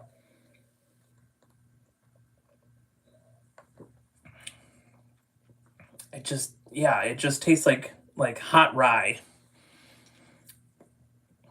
Honestly, actually, I gotta admit, the second taste is slightly better than the first taste that I did. Right, yeah, so it's young. And maybe just because I have been drinking decentish bourbons, maybe that's why.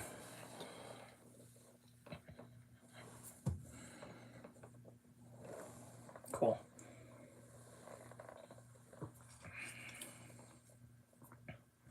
Sometime when you Inman boys are in the area, like, see, and actually, so that tasted better to me than I remember the first taste. It still doesn't smell like much, but actually that did taste a little bit better.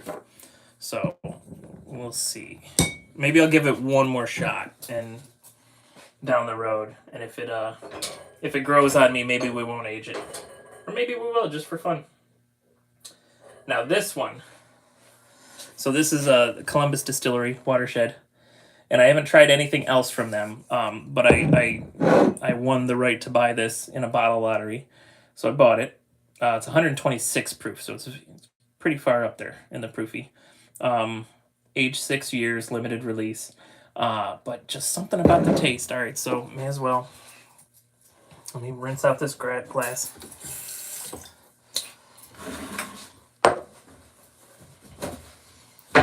So I tried this again last night. Wasn't thrilled with it.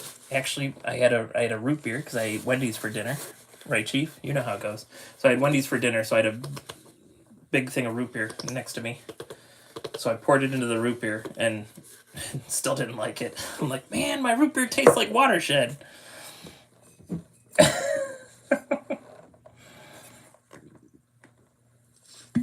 But I love the sound. The sound is so fun. So I haven't tried anything else by Watershed, so I don't know. Nothing wrong with root beer, except when my Watershed bourbon makes it horrible. I love root beer. Oh, one of the best things to do is to take. You could probably do it with anyone's bourbon cream. I don't think it is, but yeah, it is. It's barrel strength, cast strength. Yeah, so it's very proofy. So let's see. We'll go with my lame tasting. So, oh wait, the root beer. That's right. So, wonderful thing to do is to take you could take Buffalo Trace bourbon cream or probably any bourbon cream, but Buffalo Trace is wonderful, of course. So Buffalo Trace bourbon cream and put it in the root beer, and it tastes like a root beer float. It's wonderful. All right, so this is 6 years. It just so it smells harsh to me. So I don't have like good notes where I'm like telling you like what flavors I'm getting, but I'm more giving you emotions somehow. So it just tastes harsh, or it smells harsh. This one I've tried several times and it hasn't grown on me yet. Oh, it's wonderful. Yeah.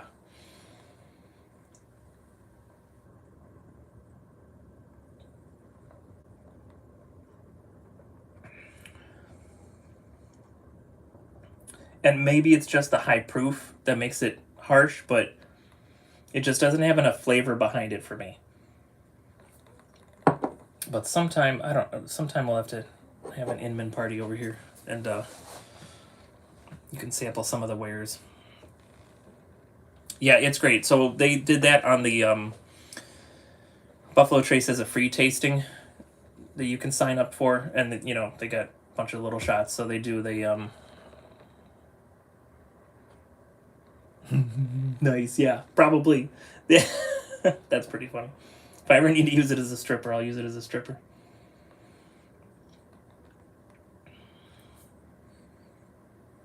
It's just not appealing to me with the watershed.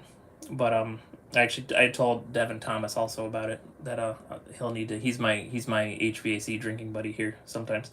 I told him he needs to try it before I pop anything into a barrel. So if you guys want to try either of these, if anyone local wants to try any of these, feel free. Well, at some point it tastes like happy, that's for sure. But I'm not happy enough to make this taste quite good yet. And it might be the high proof. Maybe that's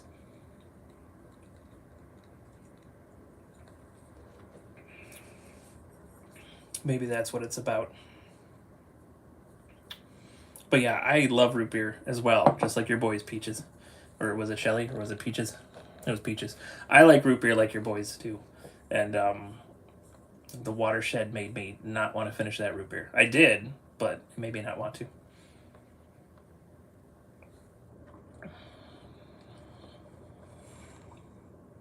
So I've got this cool old desk. So when this office gets, not yet. Well, technically I have a bed in the shop, but nothing set up. I have a headboard. So I've got a cool old desk over there, and it came out of, I don't remember what the tag said. I think it came out of the Kirtland City Hall from years ago. So somehow I ended up with like the Kirtland City Hall desk. I don't know. And well, my dad had it, so then I stole it from him. So I don't know how he got it, but I got this cool old mahogany desk. So when I finally get this stupid office cleared, I'll have the mahogany desk in one corner. Obviously, I have to build a bar. Like, I have to have somewhere to store all this. So I got to build a cool bar, and we'll do an Izzo's Place logo, just for fun. I've got this like kind of lunchroom looking laminate countertop area. Got a microwave, got a toaster, got a coffee pot, all the stuff you need.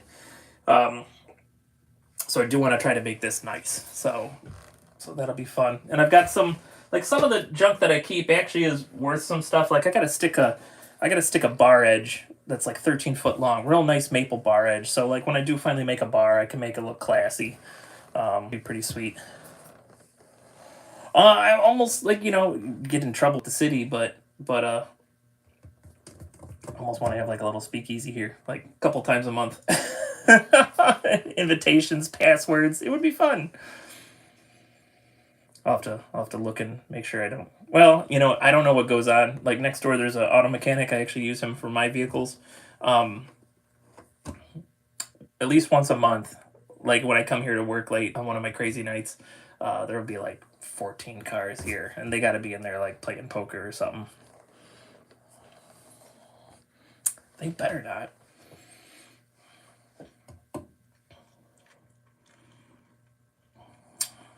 One of these days I'll have to get a lathe. That'd be fun to make some cups and bowls myself. Maybe make some toothpick holders, aka shot glasses.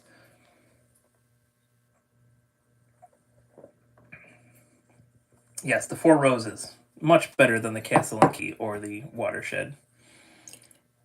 But that's okay. I can't remember. Peaches, did you have a recommendation for bourbon in the chat, in the Discord? Someone said Brothers in Bond? I can't remember. I'll have to go back and scroll through the pictures. My loyal customers better not tell. They won't be customers anymore. They'll be enemies.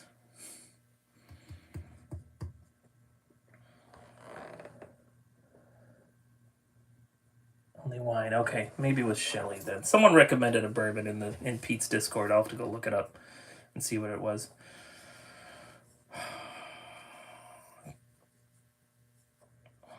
What else is good? What else is good? I bought a cooking axe. I don't know if you guys follow my random channel. I bought a cooking axe to go with my large Serbian knife. That's the best part. You know, I mean, that's cool when people can find all the flavors in the bourbon, and maybe some of you here are people that can do that, and that's super cool. And sometimes when you tell me your notes, then I can taste them, which is interesting. But that just might be you guys messing with my mind. But man, just like what you like. Just like what you like. If you enjoy it, great. Keep drinking it. You know what? If you like that Castle and Key straight rye whiskey, let me know. I'll send it to you. No, I'm just kidding. But yeah, like what you like. Life's too short.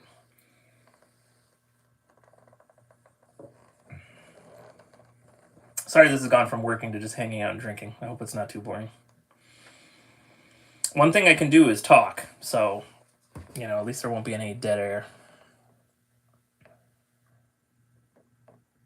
Mm-hmm. That's funny too, and sometimes you'll hear chocolate notes. Oh, we're double digits. Cool.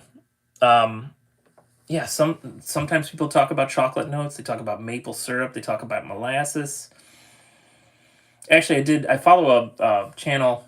They just crossed 100,000 subscribers, and they actually just did a video this week where they actually sampled all the different foods that people find in their tasting notes, like just so they can kind of compare. Like, so they tried it, like they had never tried some of the stuff like molasses and figs and things like that. And so it was kind of cool watching it. It might be something I might try someday.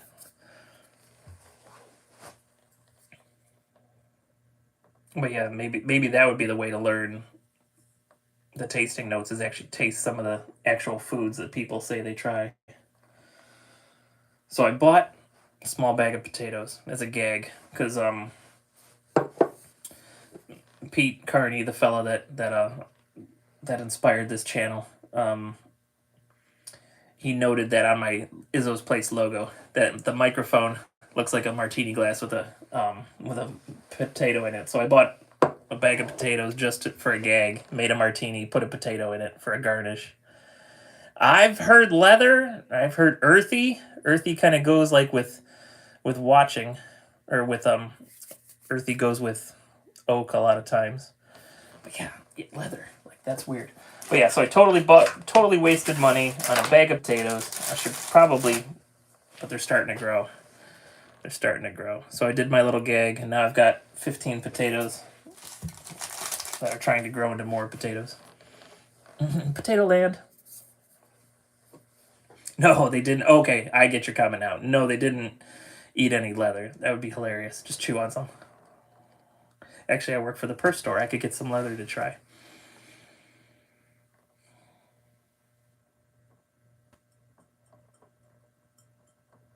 Has anyone ever had Yellowstone bourbon? the found people bought me a bottle. It seems pretty good. I gotta go back and try it again. I've tried it 1 or 2 times. It seems like a good bottle.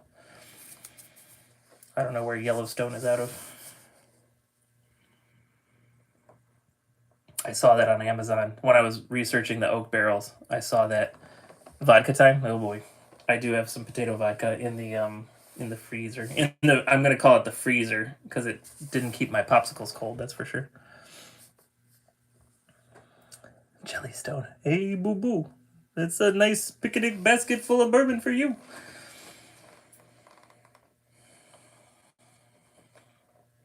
But yeah, so I totally was gonna do potato vodka in the martini that had a potato in it, and then totally forgot and just used the Costco vodka that I had in the martini. So, but that's okay.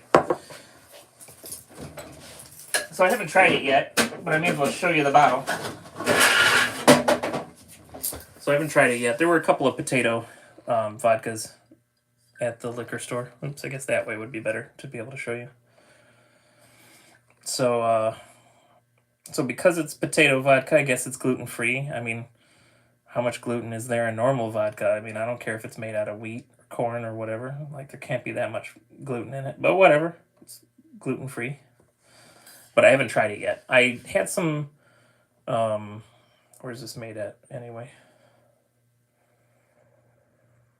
Imported by Chop and Imports. That doesn't help us. Village of Kresk. Krzesk. Somewhere in Poland. But so I haven't tried that yet, so I'll let you know. We'll make sure we make the blue martini out of that, so that we can sample it.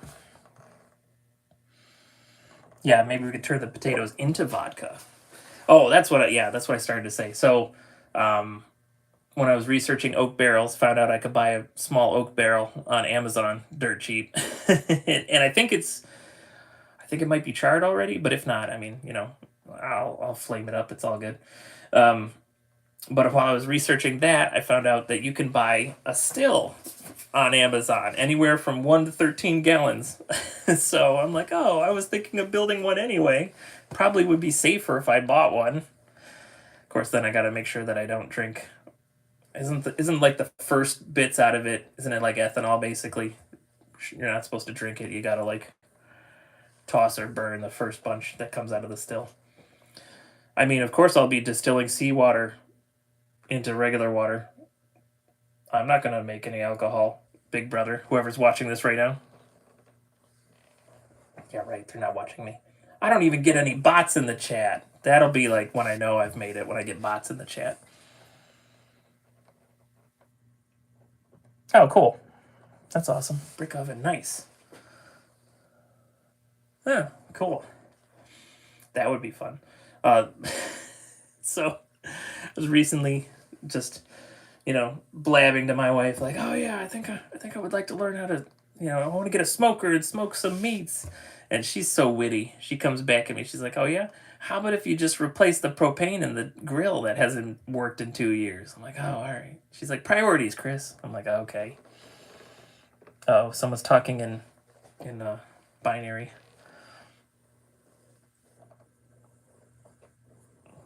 That's right. You might be a bot. The ruin.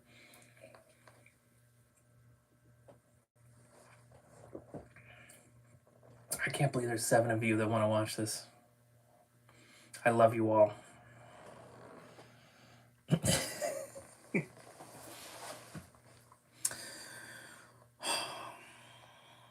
What else can we talk about?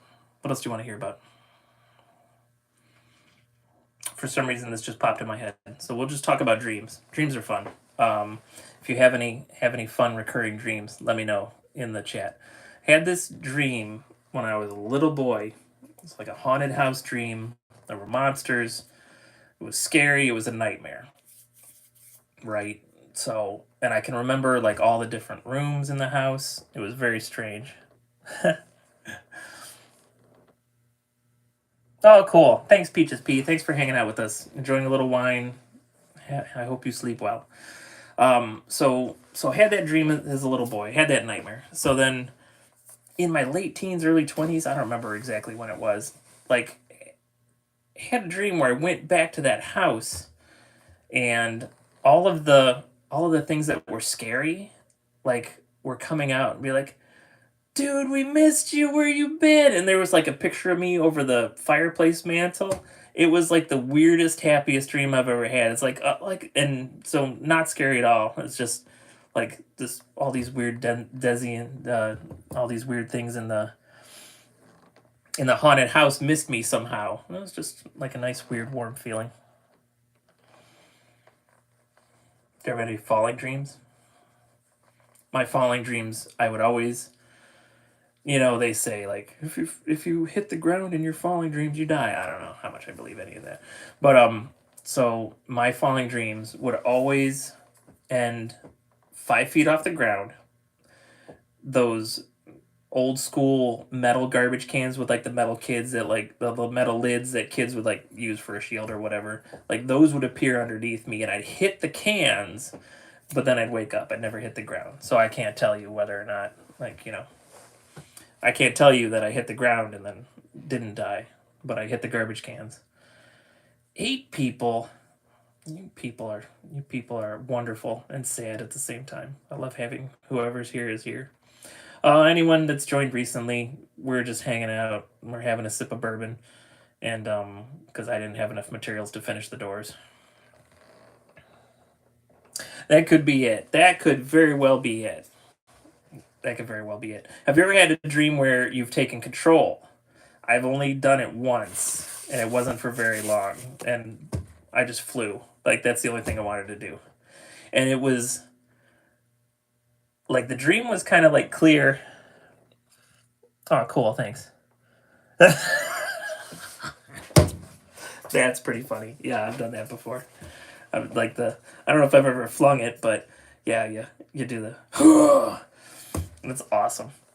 But yeah, the flying dream where I was where I took control and started flying, it, so I started flying and it was real slow, and it actually pixelated, and it was almost like I was playing a Nintendo 64 or a Super Nintendo game. Like, it was pixelated like that. So I'm like flying around, but you can't see anything. It's all like 16-bit, 8-bit, 64-bit. It was very strange, and it didn't last very long. I like got up, I was confused because everything was pixels, and then I either woke up or went back into the dream or who knows what.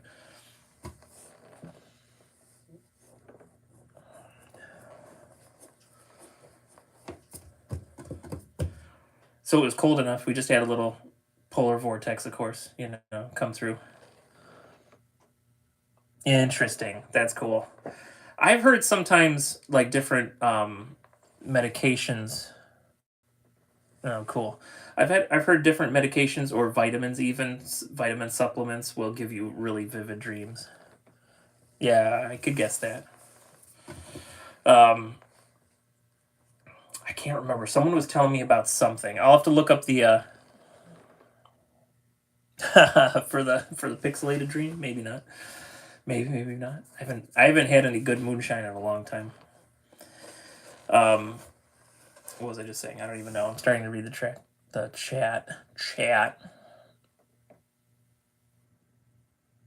Oh, that's fun. Dreams are so fun and weird. Sometimes they're, yeah. I had a nightmare once where um it was like abstract. Like, it was black and white, and it was waves, like almost like a sine wave, not like an ocean wave. And as if the wave would get bigger, I would get scared, and as the wave would recede, I would get, I'd feel better. It was really strange nightmare. Oh, snap, chief.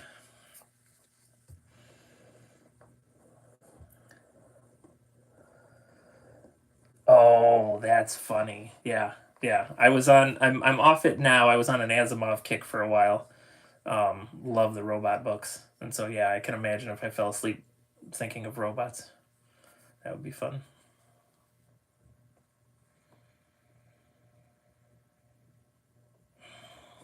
So let's see, what is today? What do I have left? I think I have 5 weeks left on the mustache. Monday the 6th. So I shave it on March 13th.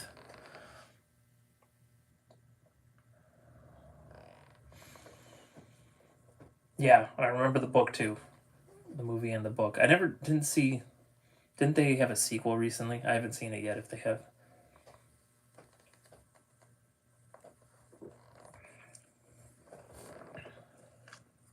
I'll have to check the Heinlein guy too. And Orson Scott Card. He's good too. Oh, cool. I know. 5 weeks. 5 weeks. It was funny. So these days he has a beard. But my father-in-law, before he grew the beard, he had like a big old crazy mustache like I got, and so before COVID, we would go skiing like almost once a week together. Me, him, and Amber, and whoever else wanted to go. So I was always calling it Mustache Adventures, and we noticed that when we were together, we would get way more compliments than either of us would alone.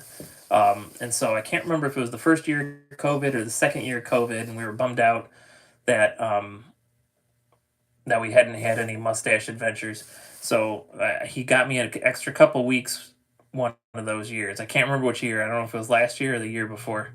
But yeah, he's like, let him keep the mustache until we hang out at Peak and Peak or whatever. So totally scored two extra weeks that year. Save the mustache. It is fabulous. Time Machine is good. Did you see there was a horrible? So I liked the old Time Machine movie.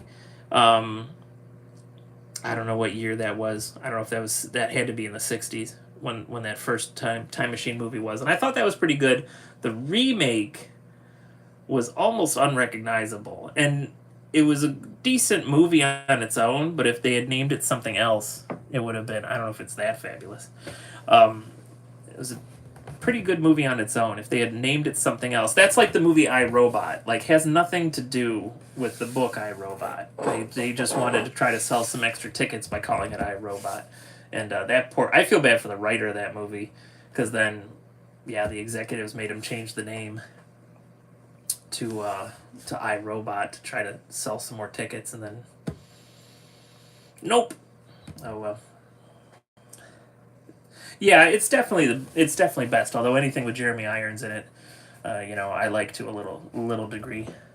Oh, I'm sorry it made you sad. It just made me laugh. Well, and I like Jeremy Irons, so I'm pretty sure he was in it. Maybe I'm thinking of another movie. I know. I always want him to I'm thinking with our technology, we should redo The Day the Earth Stood Still. Oh, wait, I think they did. I haven't seen that. If they redid that. Oh, okay. Which one? The main guy? Yeah, he wasn't great.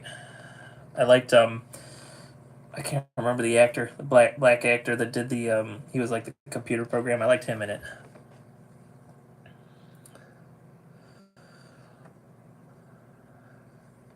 Alien is so suspenseful. That first Alien movie, that was so well done.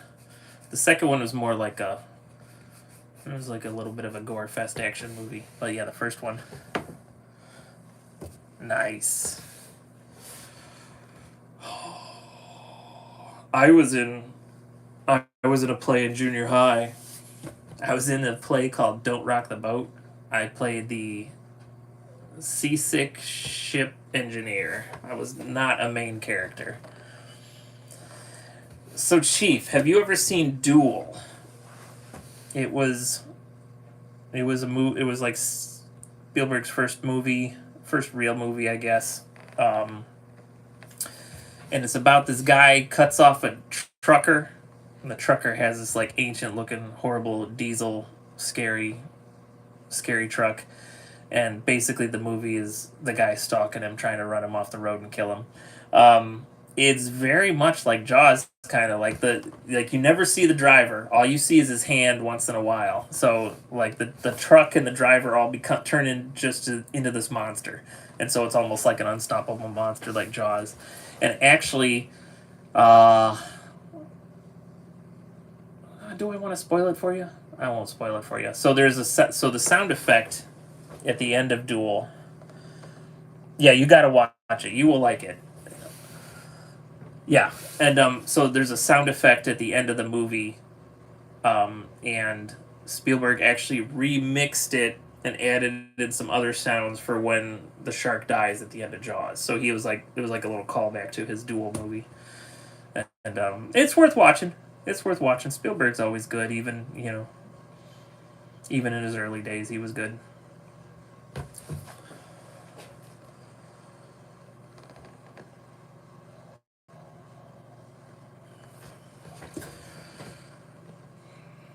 What else, guys? Man, there's 8 of you here. I gotta do something to entertain you. What can I do? I got nothing. I probably shouldn't leave yet. I should probably let some of the alcohol get through my system. So I'm gonna hang around. I'm gonna hang around as long as you people want to. A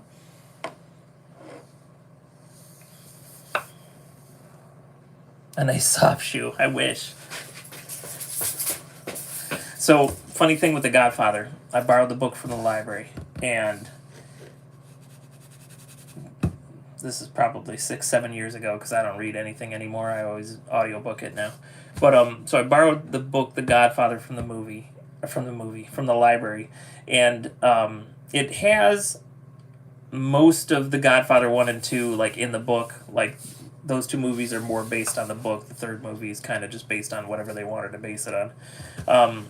And it smelled like whoever read it before me read it while smoking a cigar. Like the book smelled like a cigar, and actually somehow it made the experience better. Like reading The Godfather, and I'm smelling this old cigar smoke. Fortunately, it seemed like it was a quality cigar. Yeah, that's funny stuff.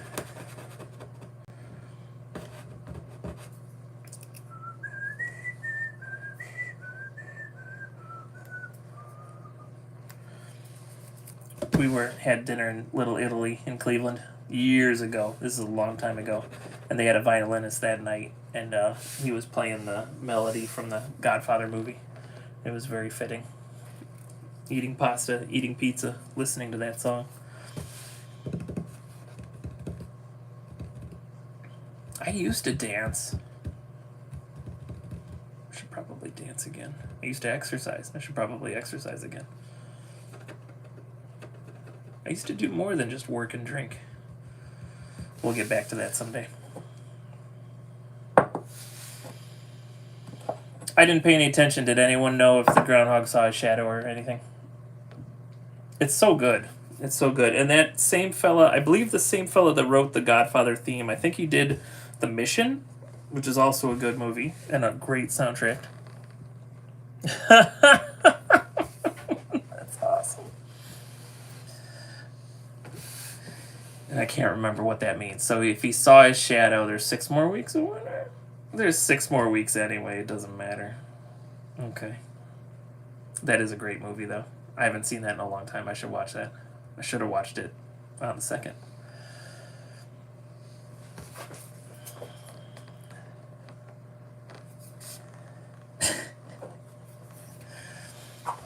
Oh, Steven's still here. That's awesome. I'm sorry this turned into just hanging out instead of actually working. Oh, Steven, I have a Disney debit card. Just got it this week. I meant to text that to you. And I have to get you some good dates and numbers too.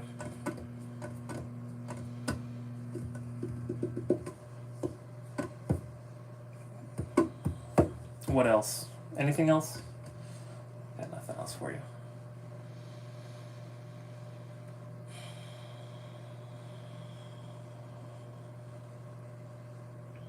I'll stay here as long as you guys keep watching. Is it really? Okay. Nice, Chief. Good job. I'm rebuilding my credit. I can't apply for a Disney Visa yet, but I could do the debit card.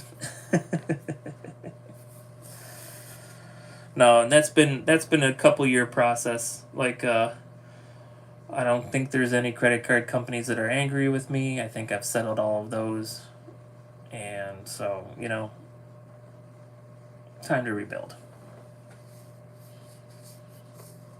Do they really? That's interesting. I went with the Darth Vader. So good, that score. Oh, it gives me shivers. Yeah, I went with the Darth Vader. It hasn't come in the mail yet. It's that fresh. Awesome. Thank you, Burger. Sometime we'll have you guest star. I was thinking that I might get some of my carpentry friends to come in and interview them. Get their personal stories in. That would be good. I'll have to do Danny. Danny Malloy needs to be on a live stream. That'll be like an 8-hour live stream because that man does not stop talking. It'll be wonderful.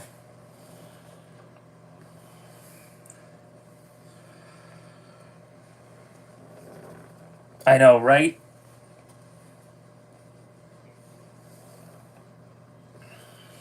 Danny Malloy.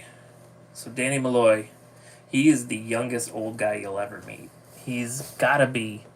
He's at least mid-70s, if not late 70s. He goes skiing a couple times a week. He's my door guy. So I'm building these doors tonight, but if I have time and well, if I can give him notice and I don't have time to do it myself, he's my door guy. He's got all the fun tools in his basement. So yeah, he would be a riot to have on the YouTube if he would agree to it. I'll have to talk to him about it. He's intense. He got me into Guinness. He got me into Irish whiskey. He's known me since I was like 4. Yeah, basically. I agree with that. He just had fun story. So I started working for myself November 2015, and my first job was actually for my old boss. So that was interesting. Let's go back. We'll turn it back a little bit more then. So I was just not happy where I was at anymore, and I could tell my boss wasn't happy. Maybe not necessarily unhappy with me, but just unhappy with how things were going. And I had been trying to get him to. I'm like, come on, let's come up with a plan. Let's fix this place. Oh, cool. Thanks, Shelly. It's great having you here. Yeah, lurking is good. Have fun lurking. So I could tell he was miserable. I was miserable. Actually, I've never seen that. I'm not super into horror, so unfortunately, I've never seen that. But and I was tired of trying to get him to bring me in and change how we were doing things. I knew we could do things better, and also he didn't have any kids. He didn't have anyone that the company was going to go to, so he had always dangled the carrot that oh, you're going to run this place someday. So I'd been trying for the last couple of years, bring me in. Let's do this together. We got to figure out a way to do this together. He wasn't here at any of it, so that's fine. So I finally left. I gave him a month's notice. I didn't shortchange him at all. I gave him a month's notice, and it was kind of funny. The first couple weeks of that month, he was kind of snarky and making fun of me a little bit. Oh, cool, awesome, and he was kind of snarky with me and almost teasing me a little bit. Blah blah blah. 2 weeks into it, he starts changing his tune. He's like, well, you're gonna work for me, or you're gonna subcontract to me, right? When you're on your own. And at the time, he owed my buddy Danny Malloy some money that he wasn't paying. And so I said, I would love to do your work, but I don't feel it'd be right unless you pay Danny Malloy the money you owe him. And he was so mad. But he paid him. And then the first job that I did for that man the first job I did as Peach and Tozy Enterprises was for that guy. And we were, the job was, he was working for a family in University Heights, and they wanted to convert their basement into something nicer. And part of that involved tearing out a brick wall that was non-structural. So I knew I needed help. Danny Malloy was available, so 2016, so he would have been early 70s. So we're working away, and he's working as hard as I am, and we're breaking up bricks and hauling it out bucket by bucket out to my van and throwing it away. And a couple hours into it, he sits down. He's like, I gotta rest for a minute. I did just have back surgery 3 weeks ago. And I'm like, what's the matter with you? Like, why didn't you tell me you had back surgery? Like, please take as big a break as you want. And he sat down for a few minutes and then got right back up, and we're hauling bricks out. Scared the heck out of me, but yeah, he's just a tough old guy. I told him, I'm pretty sure he's Wolverine. Like, whatever injuries he gets, he'll get a surgery and he'll be right back on it. He's an amazing man. Yeah, I should start doing interviews with local carpenters. We'll add some content to this craziness. He also snores like you would not believe. Like we worked on I think I told this story on another live stream.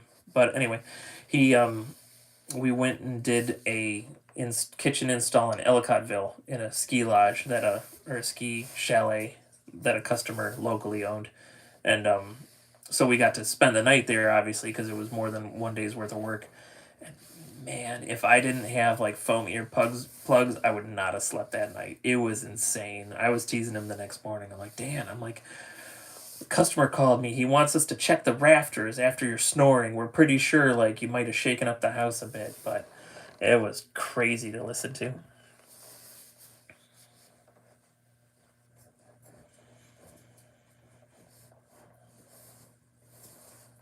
Just dancing. Don't mind me. I want to have some more bourbon, but I want to be a good boy, and I don't want to have to stay here for a long time.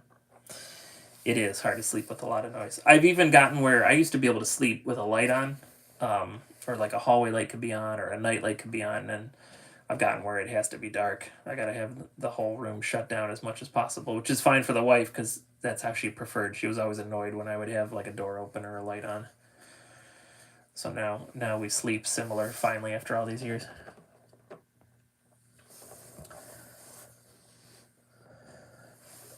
You got the Cats soundtrack playing? I love that soundtrack.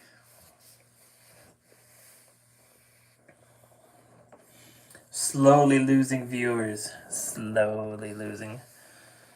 Growl Tiger was a Bravo cat who traveled in a barge.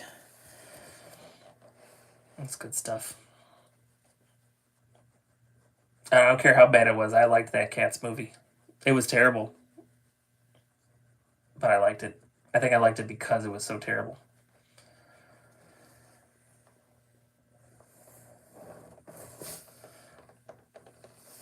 I can't remember what the so in that Growl Tigers thing when they have the duet, I can't remember what song they're singing. I don't think Andrew Lloyd Webber wrote it. I think it was something, but I don't remember what it was. Oh, cool. Yeah, that's a fun show. It's such a fun show. I wish that the one I really want to see is that's Starlight Express. I want to see people skating around singing Andrew Lloyd Webber tunes. Like if that ever tours again, I don't know if it ever will. It has a reputation.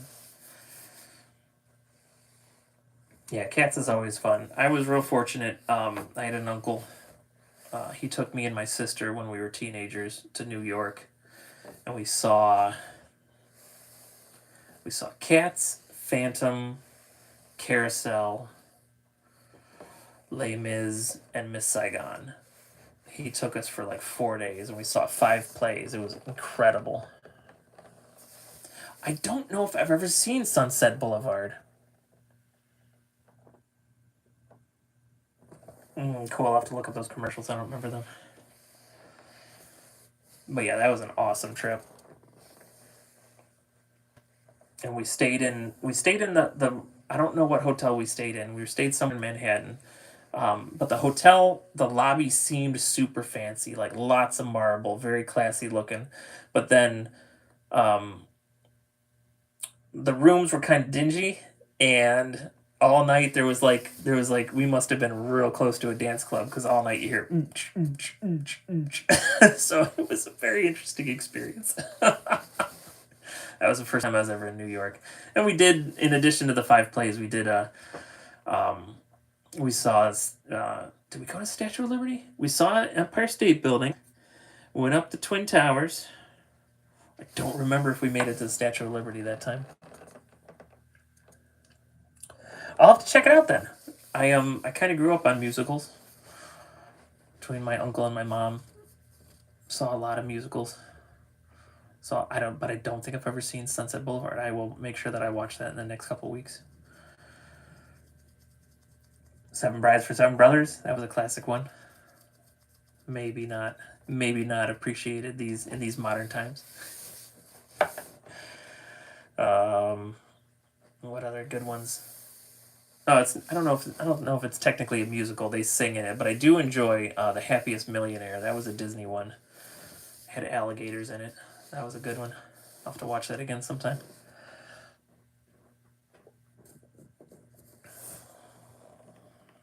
Phantom is just wonderful. I was so addicted to Phantom through most of my teen years.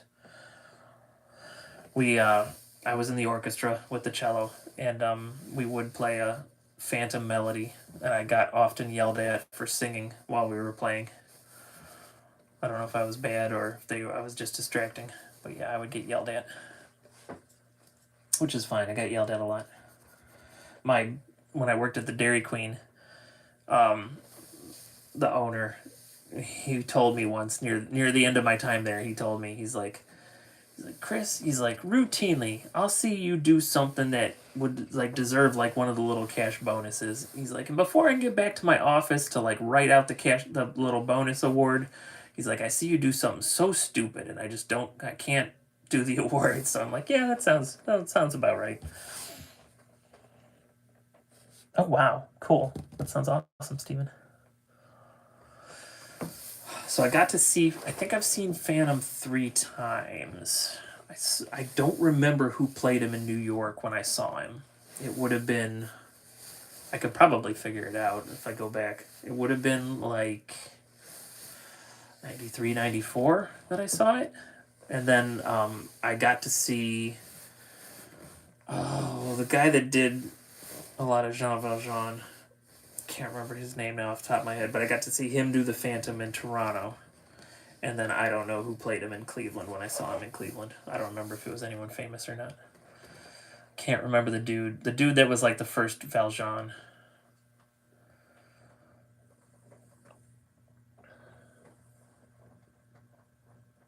But that was always cool seeing stuff at Playhouse Square.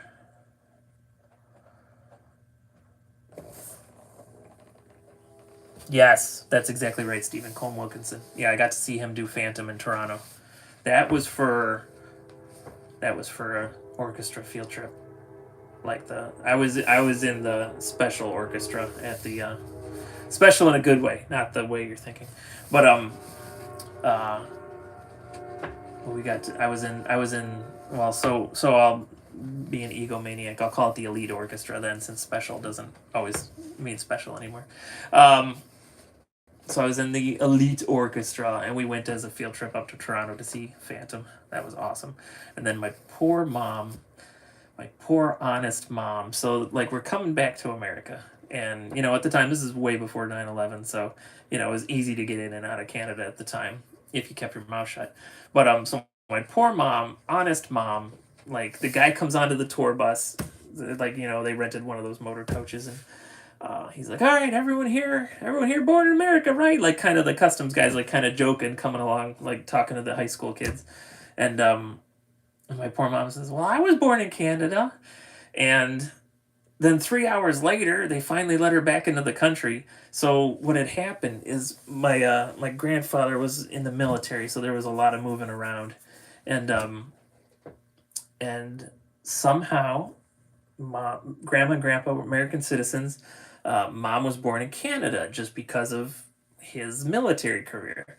And apparently, if they had signed some paperwork at the time, she would have dual citizenship. And they didn't sign anything, and so she had no citizenship. So my poor mom had to so we go on a field trip, and then my mom comes back a fugitive, and it was so hard, proving that she deserved to be an American citizen that she considered for a moment signing up for a green card because she was married to my dad, like anything to get through this mess. But she got her citizenship finally. She does not have the Canada citizenship, but it's like, oh, Mom, you're too honest. Don't say things. That poor one. coming. But, you know, it's better that it's all legal now. Yeah, he was great. I felt bad for him having to shave his beard. I know he liked that beard to do the Phantom. Alright, what time is it? I know we got some lurkers. Chief is here. Chief is here strong. We got some lurkers. Tab is here strong. She is a sweetie. She is a sweetie. She deserves something nice. Like maybe her son finishing that work at her house finally. Yeah, I should do that. Guys, I think that I've stood here long enough. I think I'm okay. I'm going to go ahead and drive home. Thank you so much for being here with me tonight. I'm sorry we only got partway through the doors. I will probably come here early-ish and finish the doors up. I'll make a video so you can see the end of the doors. I won't live stream it though. But awesome. Thank you so much for being here. That was incredible. I think this was the most chat we've had. And have a good evening. And let's see, anything special? I probably won't have anything special. Maybe a live stream Wednesday. Depends on Mondays and Wednesdays seem to be my long days. So maybe a live stream Wednesday. We'll see. But if not, definitely on Friday. We'll recap the week and I'll let you know how things went. And awesome. Thank you so much. All right, guys. Have a good evening. And I'll see you next time on Izzo's Place.